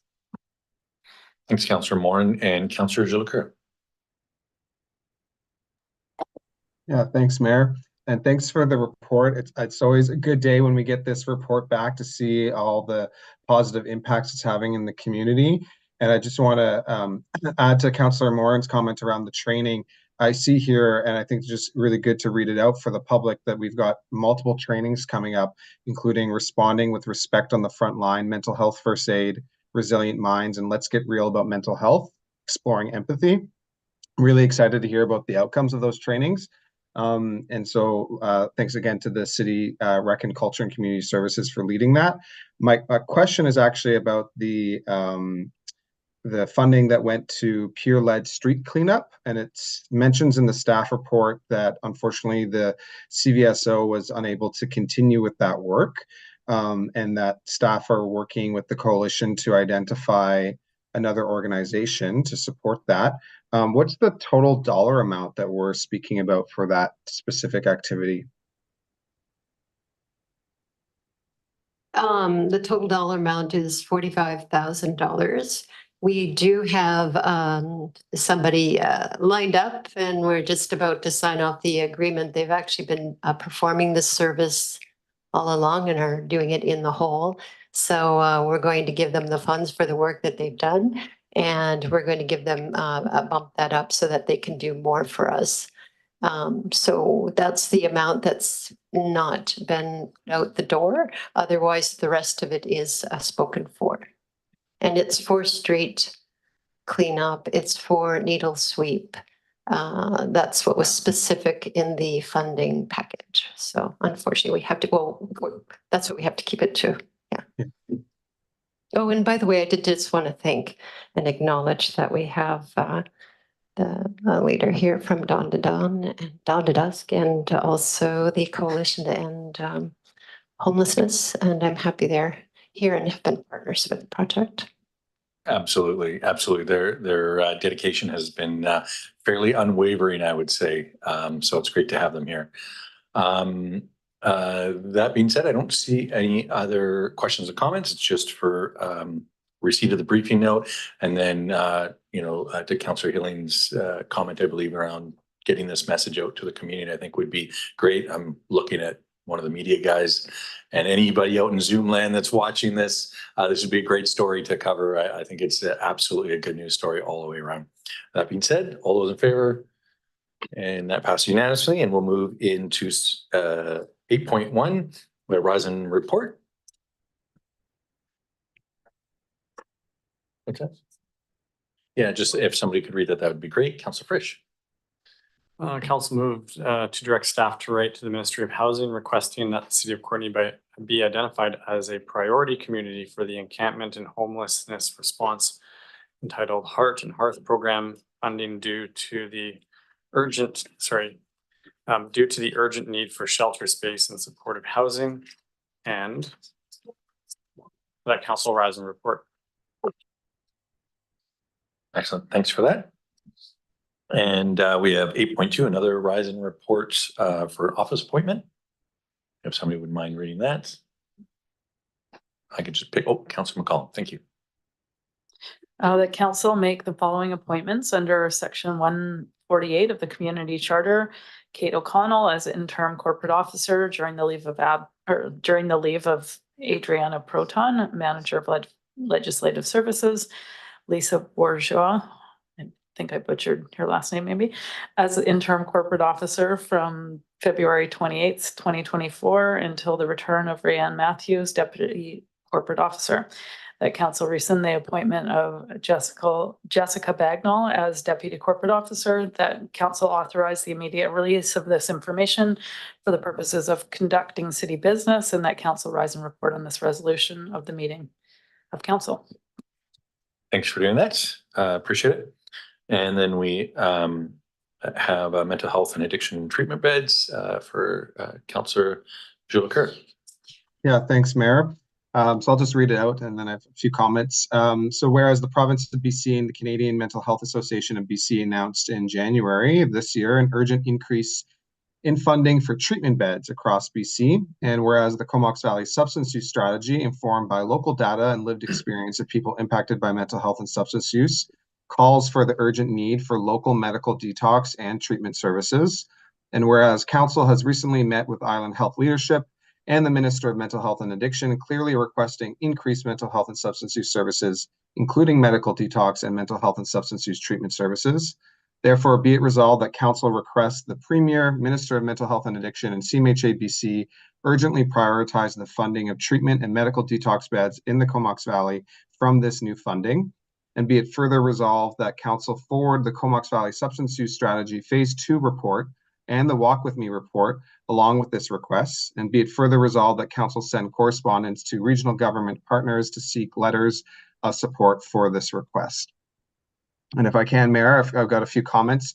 I think it's pretty laid out here. It's also something that I know Council has been quite clear of our prioritization of advocating for increased services across the continuum of mental health and substance use in the Comox Valley. I think our voices are stronger together. That's why I have here a suggestion that we have Comox, Cumberland, CVRD, and Comox First Nation also requesting their support in this, because I do see it as a Comox Valley-wide initiative. The Substance Use Strategy Phase 2 is attached to the agenda, as is the Walk With Me report. Both of these reports, after years of development from experts in the field, professionals, health professionals, people with lived and living experience, really lay out the path that we need to implement in the Comox Valley to address the harms related to substance use.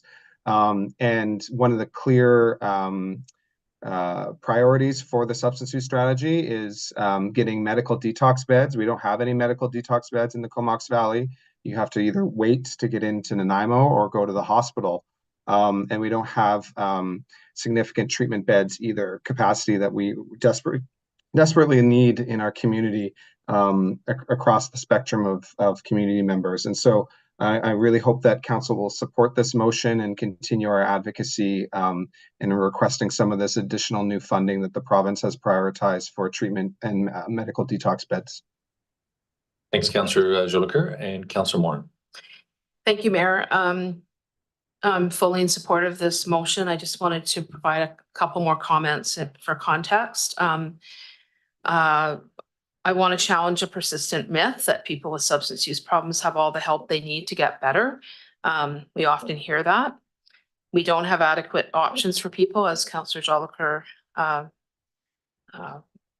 commented. In the past, a social detox setting was adequate for someone to safely clear their body of substances and to stabilize in preparation for accessing treatment.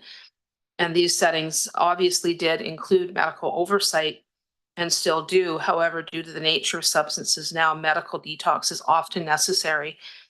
It's extremely dangerous withdrawing from some substances. It's another reason there's a high level of relapse. So that's another issue that many folks we know in our communities have tried numerous times to get off substances, and it can be really dangerous even trying to do that. The wait list for the very few detox beds on the island is often weeks long. Detox should be available to those who need and want it. And another myth is regarding residential treatment being readily available. And that's again not true. Most residential treatment is private with monthly fees in the thousands of dollars. And there are very few publicly funded or subsidized beds. We desperately need more publicly funded beds, especially in Vancouver Island. Thanks. And I thank Councillor Jolicoeur for bringing it forward. Thanks, Councillor Morin. Yeah, it's always heartbreaking when I'm talking to a mother or a parent of somebody that is looking to get into detox, and they're told it could be weeks for something like that to happen. And even more devastating for people who might be unhoused, that once they might get into that detox, that afterwards there's no place for them to go and they may end up exactly where they started. So again, thanks, Councillor Jolicoeur, for bringing this forward. That being said, call the question. All those in favor? And that passes unanimously. And we have a notice motion for Councillor Morin, and I believe we're going to ask to Thank waive. you. Should I read it first? I think you should ask if we're okay to waive it, and then you. Okay, read it. Okay. Because they don't know what they're waiving if they don't hear it first. Yeah, if they didn't read the agenda. Okay. Sorry, Councillor Morin, go ahead. Whereas in consideration of ongoing challenges with sheltering and congregation in the downtown core and the negative impacts to those unhoused having to pack up and move, therefore it be resolved that council direct staff to bring back a report at the April 10th, 2024 council meeting outlining a range of temporary sheltering options, including but not limited to managed encampments, temporary modular housing, and other options identified by staff. And that the report include preliminary consideration of the following details for each option presented. anticipated operational impact, budget estimates, potential number of individuals supported, potential partnerships for the provision of services, and any other impacts or considerations. Thank you. And if I Now you're gonna ask for it to be waived. oh, yes, I need to ask a bit. Yeah, and I just asked council if they would be willing to waive the notice of motion for this, and I can speak to that.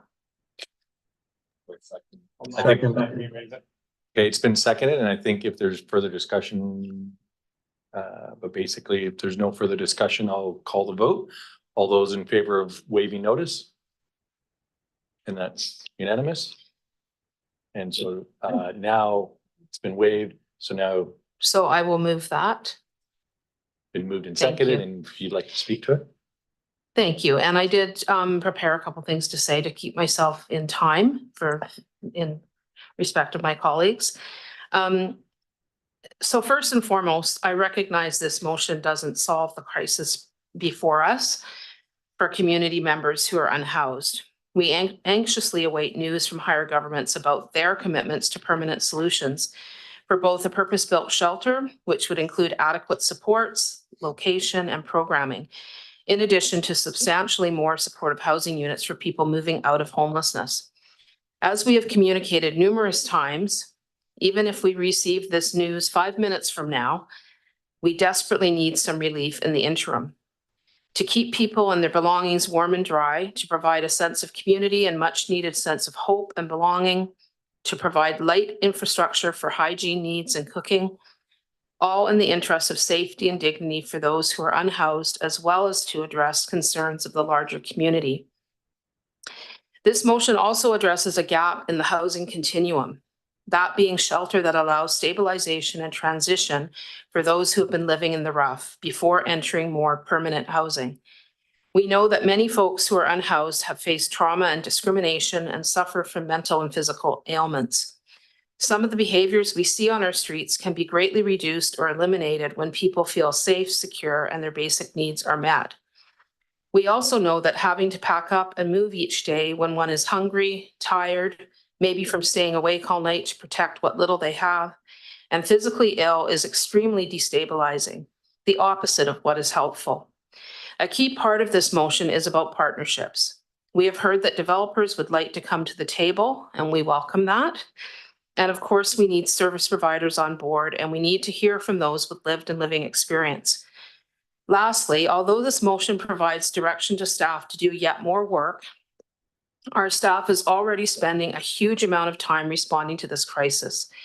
This includes pursuing grants, meeting and collaborating with higher levels of government, investigating land opportunities, both city-owned and potential purchase, and exploring further partnerships. I'd like to thank the community for communicating your ideas, and I can assure you that each one has already been explored, is in the process of being explored, or is being considered. No stone is being left unturned. And I wanted to make that comment because every day we received emails. We're not always able to communicate all the work that is going on behind the scenes. Some of it is information that we need to keep private due to it being in camera information. And I just want to really emphasize that our staff is spending a ton of time on this, and this hopefully just gives a bit more direction to provide that interim support that we need, and to try to do it before the weather gets awful again. Thank you. Thanks, Councillor Moore, I appreciate it, and I can certainly echo those comments as we, did the shelter task force, constantly being asked about it. So really the only caveat that I would put in there is that if a person listening or watching this or hears about this has a place that they have and they have control over that they think could be useful, please bring that forward, but only if you actually have the ability to bring that and have ownership of it to be able to bring it forward. That'd be my only caveat, but beautifully said. I really appreciate your work on this. Councillor Frisch. Yeah, thanks, Mayor. I want to thank Councillor Moore for bringing this forward. And as she pointed out, there isn't any portion of our community that isn't asking us to take action on this. And it's clear that we have to do more and do as much as we can. So I'm really happy to support this and really excited to see what comes back to us and what more we can do. Thanks. Thanks very much for that. Councillor Jolicoeur. Yeah, thanks, Mayor. And Councillor Morin really shared some of the key pieces here. And I think it's really important to highlight the efforts that staff and community members and the Coalition to End Homelessness and all the members of the coalition have been working towards supporting everyone's learning around what is actually occurring in our community and options that we can be considering further. And so just wanted to acknowledge all the work and all the lived experience that's been shared with us to date on this issue. I think one of the things that I'm really hopeful of if the Horizon report on the Hearth and Heart program being something that is actual funding that the province can support for things like temporary housing and supporting encampments. I really hope that this motion that I'll be supporting along with the motion for Hearth and Hearth can go hand in hand in finding both the funding that's required for the resources that are required to support people in a dignified way. And I look forward to seeing the results from the staff report. Thanks. Thank you, Councillor Jolicoeur. And you know, also I think it's probably worth noting, like, I mean, again, some work is already ongoing in some of these things, but we will as a council have been and will continue to work with our MLA, who is our representative to the province, to hold her feet to the fire to make sure that we're getting as much as possible for the citizens of our community. So thanks, Council, for indulging my comments. And with that, we'll call the question. All those in favor? And that passes unanimously. And we'll move on to bylaws. And we have for first, second, and third reading, Puntledge Sanitary Catchment Replacement Temporary Borrowing Bylaw. And I have Councillor Killian. Thanks, Mayor. I move that council give first, second, and third readings to the Puntledge Sanitary Catchment Replacement Temporary Borrowing Bylaw 3127/2024. It's been moved and seconded. I believe council's pretty up to date on this. Any further questions or comments? See none. All those in favor? And that passes unanimously. And move on to 10.1.2. Councillor Frisch. I'll move that council give first, second, and third readings to fees and charges amendment bylaw number 3129/2024 for solid waste. Okay, it's been moved and seconded. Again, I don't believe there'll be any questions and comments, but seeing none, all those in favor?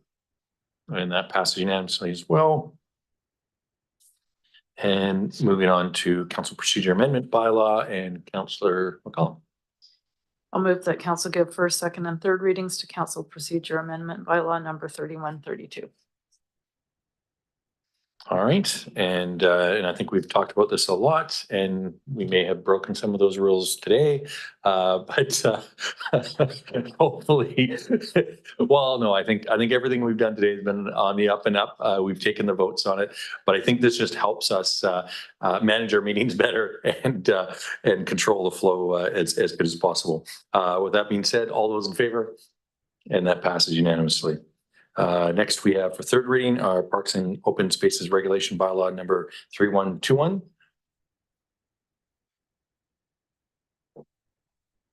Does staff want to speak? Mr. Garbutt? Thank you. Through the Mayor and Council, starting on page 338 of the agenda, we have a staff report that responds to the direction the council provided with respect to the Parks and Open Space Bylaw. It's a comprehensive report that unpacks the requested amendments that came in through the process. We have recommendations in front of council, and at this point, given the amount of time that's been gone into this to this point, staff are available to respond. I believe, I'm assuming that a number of members of council have sort of consideration or questions as it relates to their proposal, and both Ms. O'Connell and myself are available. We have Chief McDonald as well online. Excellent. Thanks for that, Mr. Garbutt.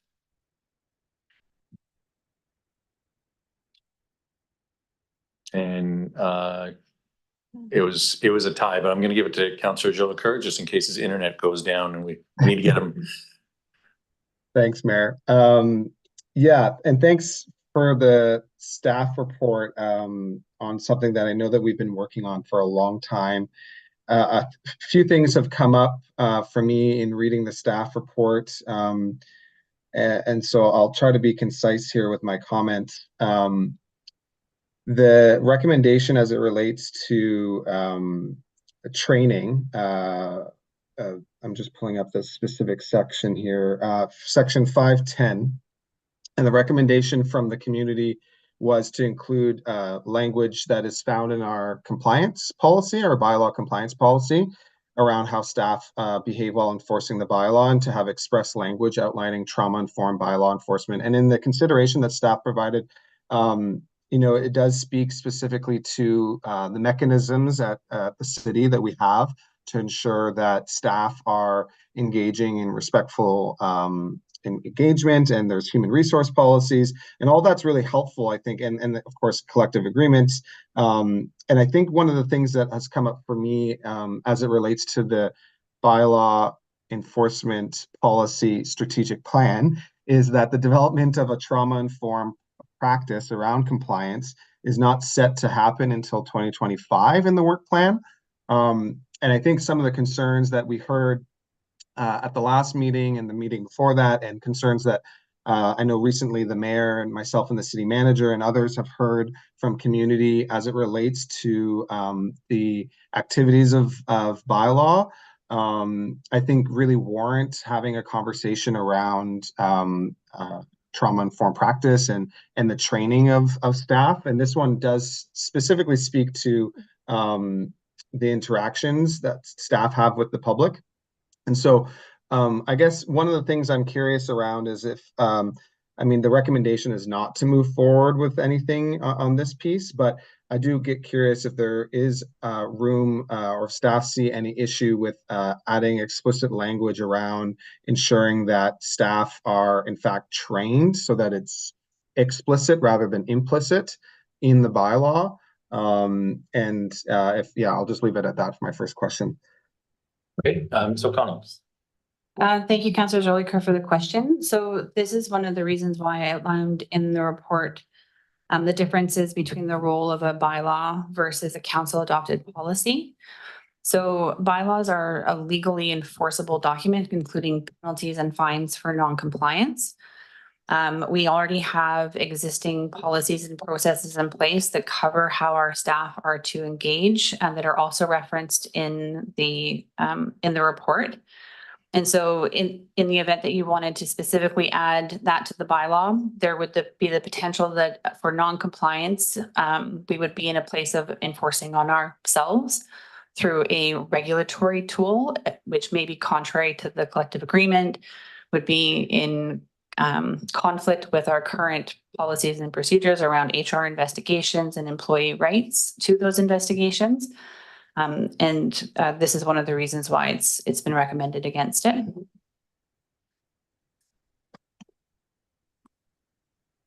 I have a few other questions, but I'm happy to let the others on the floor. I can't see, so. Okay, Doug is ceding, Councillor Hilling is ceding the floor if you want to continue. Yeah, the other one that I had some questions around were as it relates to ensuring that the inclusion of the relationship of social service partners be considered as part of the work. I think that's also in the strategy. And so, I've continued to hear from community members that this is a major concern. And so, without having explicit, and this is in the staff analysis, without having explicit MOUs or agreements with social service partners, I'm wondering if staff can speak to any type of interim process that as we develop something, and potentially that something might end up being in the bylaw, is there some sort of interim measure we can communicate to our social service sector partners around how we can, in the intermediary period, have them involved in activities as it relates to disencampments, for example? And one thing I'll just mention, because there has been a flurry of meetings over the past few days. Unfortunately, I haven't been able to write something up, but one of the things that I had talked to our city manager about was potentially having a follow-up motion to engage the work of a facilitator to have some facilitated discussions between specifically city staff and members of the coalition to really make sure that everybody is aligned and to frankly to build relationships and trust. That being said, I'll pass it over to Ms. O'Connell and maybe talk about that a little bit later. Thank you for the question, Councillor Jolicoeur. That is one of the listed strategic priorities within the bylaw compliance strategy, and it's been identified for 2024. We already have a meeting in place to start talking about that coordination. And basically, this is work that is currently planned and underway. Thanks. Okay, I'll go over to Councillor Hillian. Thanks, Mayor. I just want to acknowledge all the work that's been done by staff and by community members in relation to this. We have a report here that addresses all of the proposed amendments that were brought forward. I think it was a responsible thing for us to address those concerns, to defer the passage of the bylaw until that could be done. And I think for the most part that the report does in fact address the concerns and provide the rationale for why language is as it is. There's one specific section that it's being recommended be removed. And that's the section that talks about temporary shelters not being left unattended. So there's certainly a change there that hopefully is of some significance. The reality is that we have an untenable situation. We have people who don't have a place to live and must shelter in public spaces, and they're not allowed to stay there all day, and it's difficult for them to have to pick up and move. That's what Councillor Morin's resolution is all about. None of us like this situation, but you know, we see with what's happening at places like Crab Park in Vancouver, what happens when encampments, in fact, become entrenched, and the health and safety issues that come up, not only for the surrounding community, but for the people who actually are living there. The question I do have, though, is that it relates to Indigenous consultation, and I recognize the capacity issues that likely prevented Comox First Nation from responding to requests to engage. I'm just wondering, though, if our off-reserve community through agencies like WACHE and other Indigenous agencies perhaps had an opportunity to be engaged through the Coalition to End Homelessness or otherwise, if that's something that we did look into. Ms. O'Connell.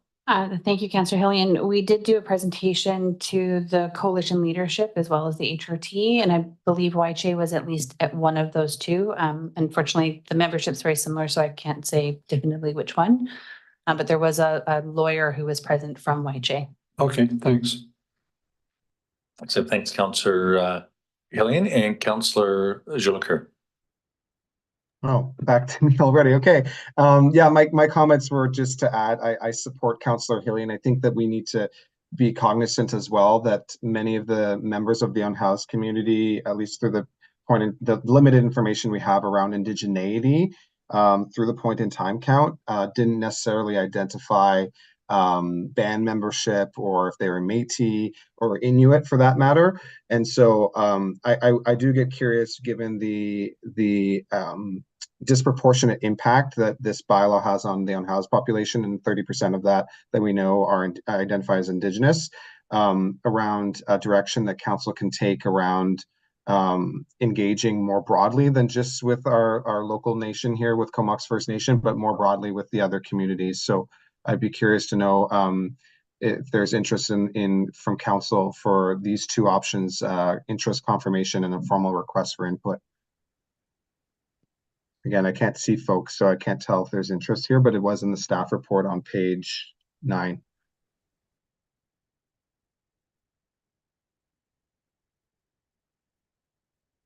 think some people are looking for it. I'm not seeing anybody jump for a microphone.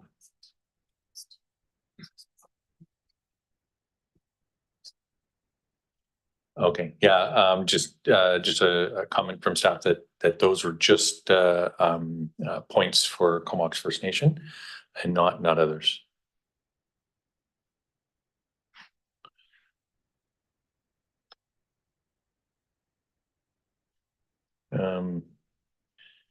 And I'm assuming you're putting your hand down as well, Councillor Chilliker? Just want to confirm before I pass over to Councillor Hillian, or. Yeah, I guess I'm not really willing to support the motion that's in front of us, the recommended motion, until we actually do engagement with the Indigenous communities. I think we've even recently, Mayor, we've attended a meeting where it was quite clearly asked of us for this to go to Indigenous community members to understand how they understand how this might impact them. And so out of respect for what we've heard from community, I would really like to see, before this is actually passed into third reading, that we do some consultation with Indigenous community members. Okay, that's generated some conversation, so I'll pass it over to Councillor Cole Hamilton. Yeah, thanks. So I was just holding back for a second because I was realizing this does only refer to Comox First Nation. I'm wondering if the formal request for input could be sent to Comox First Nation, to Wache, and to the Métis Association as an attempt to try and reach different portions of our Indigenous communities in Courtenay. I'm just wondering if staff want to comment. I assume that's the formal request for input, that those would all be appropriate recipients for that.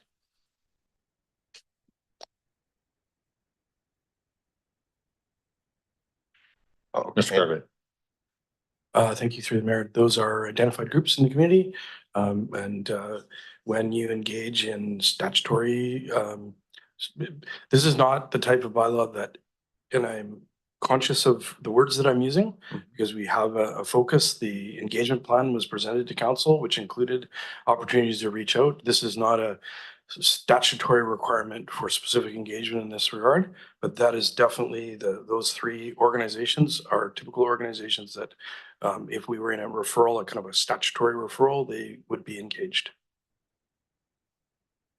All right, well, I'm trying to remember. I don't believe that the option is being moved, but when it does, I would be, well, I guess I'll perhaps move it then, and with council directing staff to engage through a formal request for input with Comox First Nation, the Wache Friendship Center, and the Miki, if I'm saying it properly, Métis Friendship Association, to sort of fill in that that part of the options that requires input, and the rest as is. So moved. That's been moved. Yep, Mr. Garbutt. Just thank you through to council as a whole. Just clarification, is that prior to consideration of the next reading of the bylaw, that has will have no ability to comment on what is a reasonable amount of time for engagement and with respect to that. So I think it's important to clarify whether you would like to consider third and this engagement prior to consideration of adoption. Please give us some direction. I'll go back to Councillor Cole Hamilton.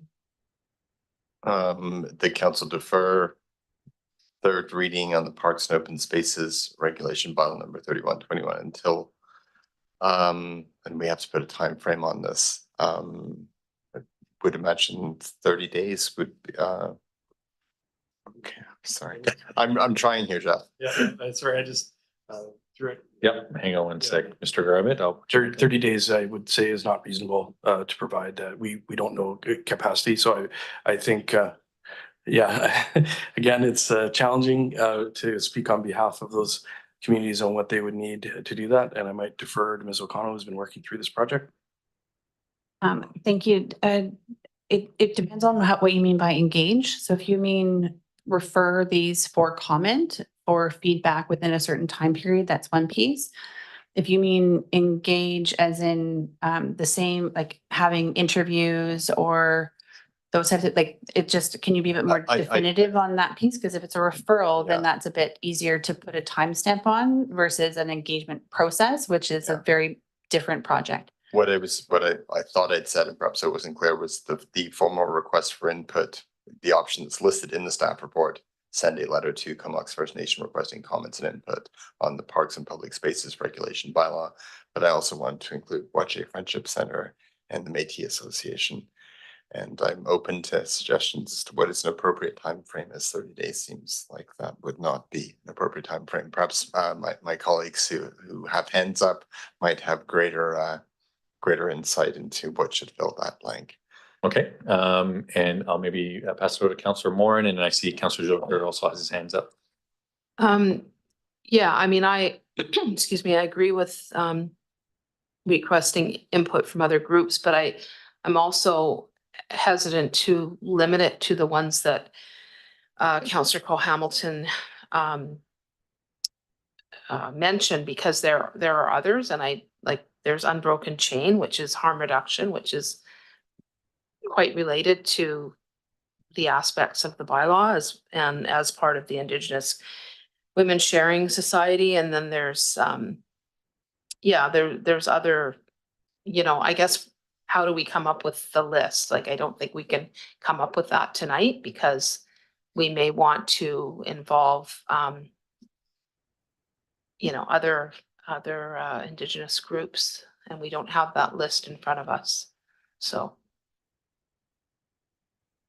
I just wouldn't want to, leave anybody out.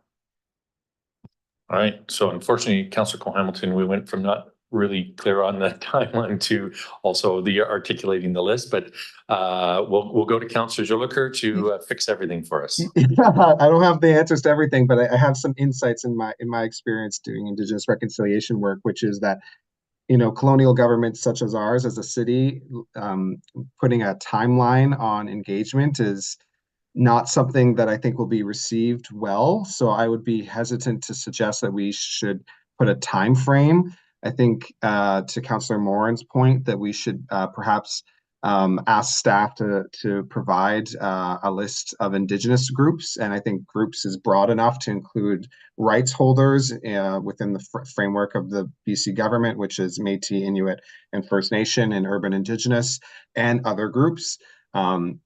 We also have hereditary and elected leadership at a local nation as well. So, and to the point of Councillor Morin, we have other Indigenous providers in the community that would have Indigenous perspectives that I think would be valuable here. And so I would just say that I think language that is a little bit more broad, and have staff maybe come back or have staff decide based on Indigenous groups, and then I would personally refrain from setting a timeline. And what I would say to that is that, we've gone this long without an updated Parks and Open Space bylaw, that I think that we can wait for as long as we need to hear from folks to get it right, so that we continue to move towards building trusting relationships with Indigenous partners in the community. Thanks. All right, and Councillor Hillian. Thanks, Mayor. I'm going to suggest that we stick with the motion as proposed by Councillor Cole Hamilton. There's absolutely nothing preventing other groups who may be in the community from coming forward and commenting. Some of them are part of the Coalition to End Homelessness, and to some extent are represented by the representations that have been brought forward there. As far as timeframes go, we leave ourselves open to if we get no response.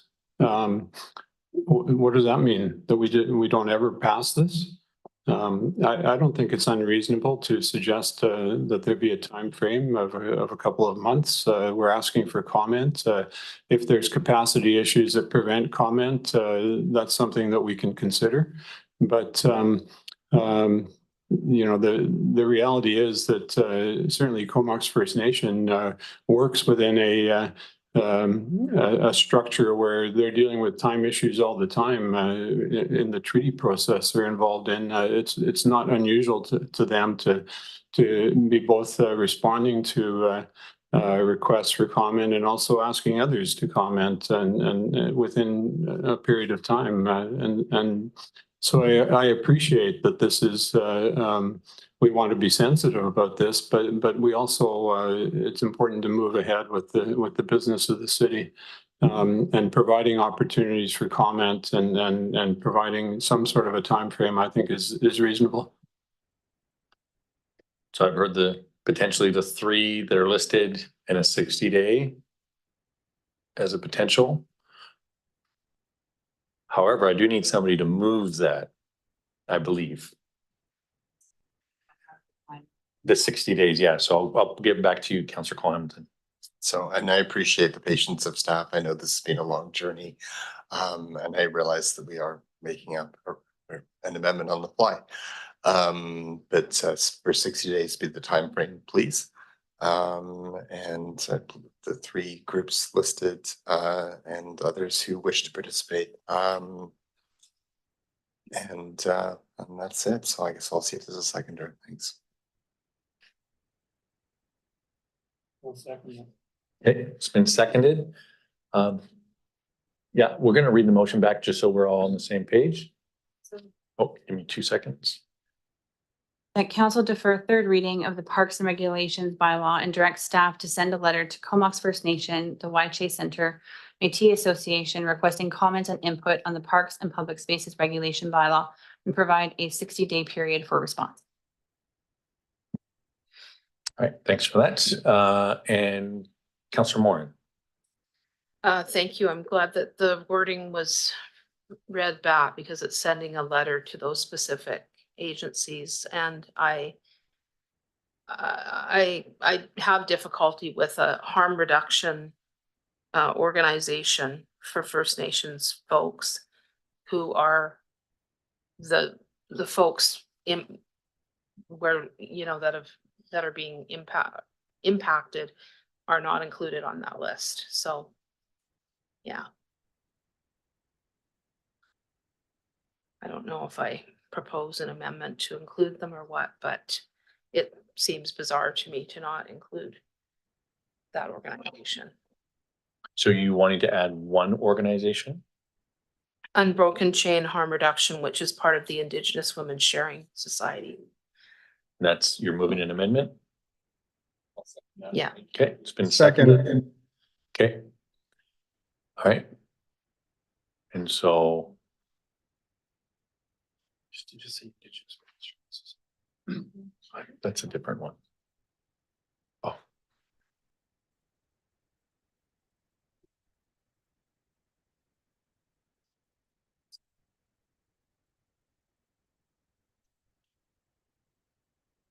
And so just on the amendment, we'll get that read out again as well, just so we're 100%.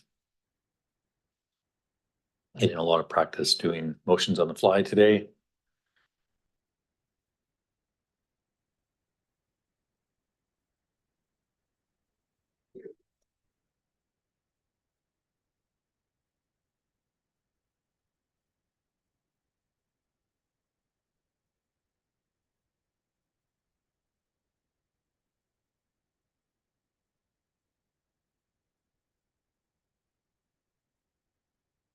Do you want to speak first, Councillor Cole-Hamilton? I'll pass it over. I just wanted to say thank you to my colleague, Councillor Morin, for adding that. So my knowledge is not complete, and I appreciate her adding an important group, which we're obviously trying to find an approach that worked, and I appreciate her taking the time to add that. So thank you.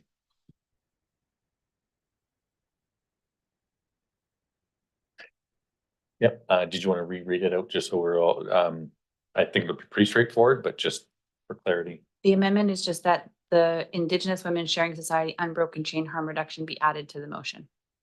Okay. All right. Mr. Garbett. Thank you. Through the chair, or through the mayor and council, just want to indicate that in the big picture, any if the focus is to have Indigenous input as it relates to this bylaw in its entirety, it would not preclude anyone from providing that input. And it is extremely challenging. We had a project that's been running for over 2 years. We had a scope of work and an engagement strategy, because these kind of the way we are kind of running in and amongst this at the end is sort of suggesting that it's kind of a bit of an afterthought in the decision. And I will just acknowledge that that is why we bring forward engagement strategies as part of this. And we take that extremely seriously. And so we're thankful for the input from council. These processes are very time consuming. A lot of effort has gone into them. And the timing of this project, the lack of enforceable regulations that we currently have informed the process that we have. And it's just, we are now find ourselves in a situation where we're sort of picking and identifying and kind of suggesting specific areas for input. So it does not preclude any other group from providing that. We do have a capacity challenge within the group that has delivered this project over the last 2 years. So that's why there's some need for some specificity.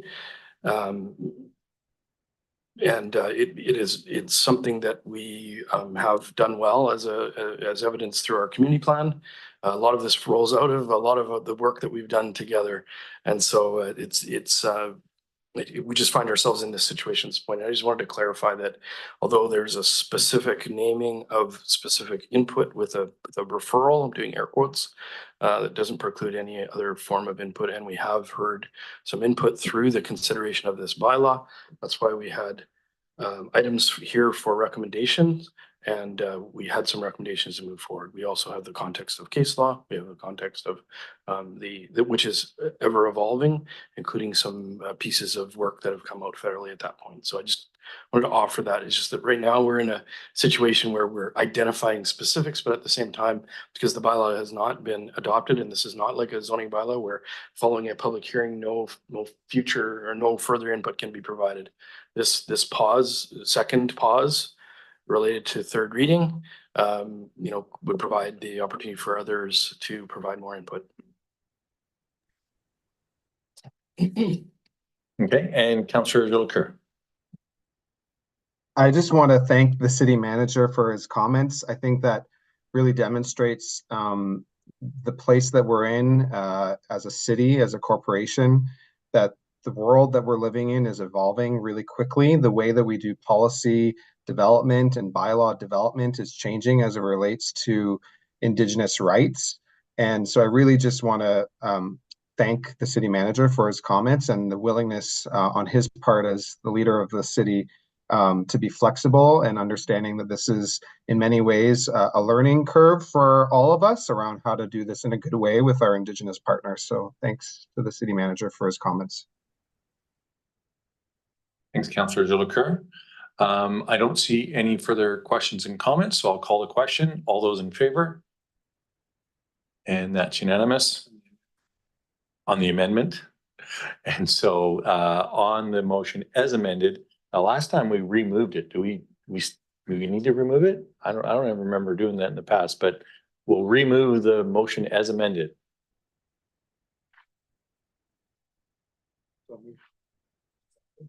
Resecond. Thank you very much for that. I believe we've talked about it in good detail. All those in favor? Point of order, Mayor, can we read Yes. out, sorry, can we read out which motion we're voting on, please?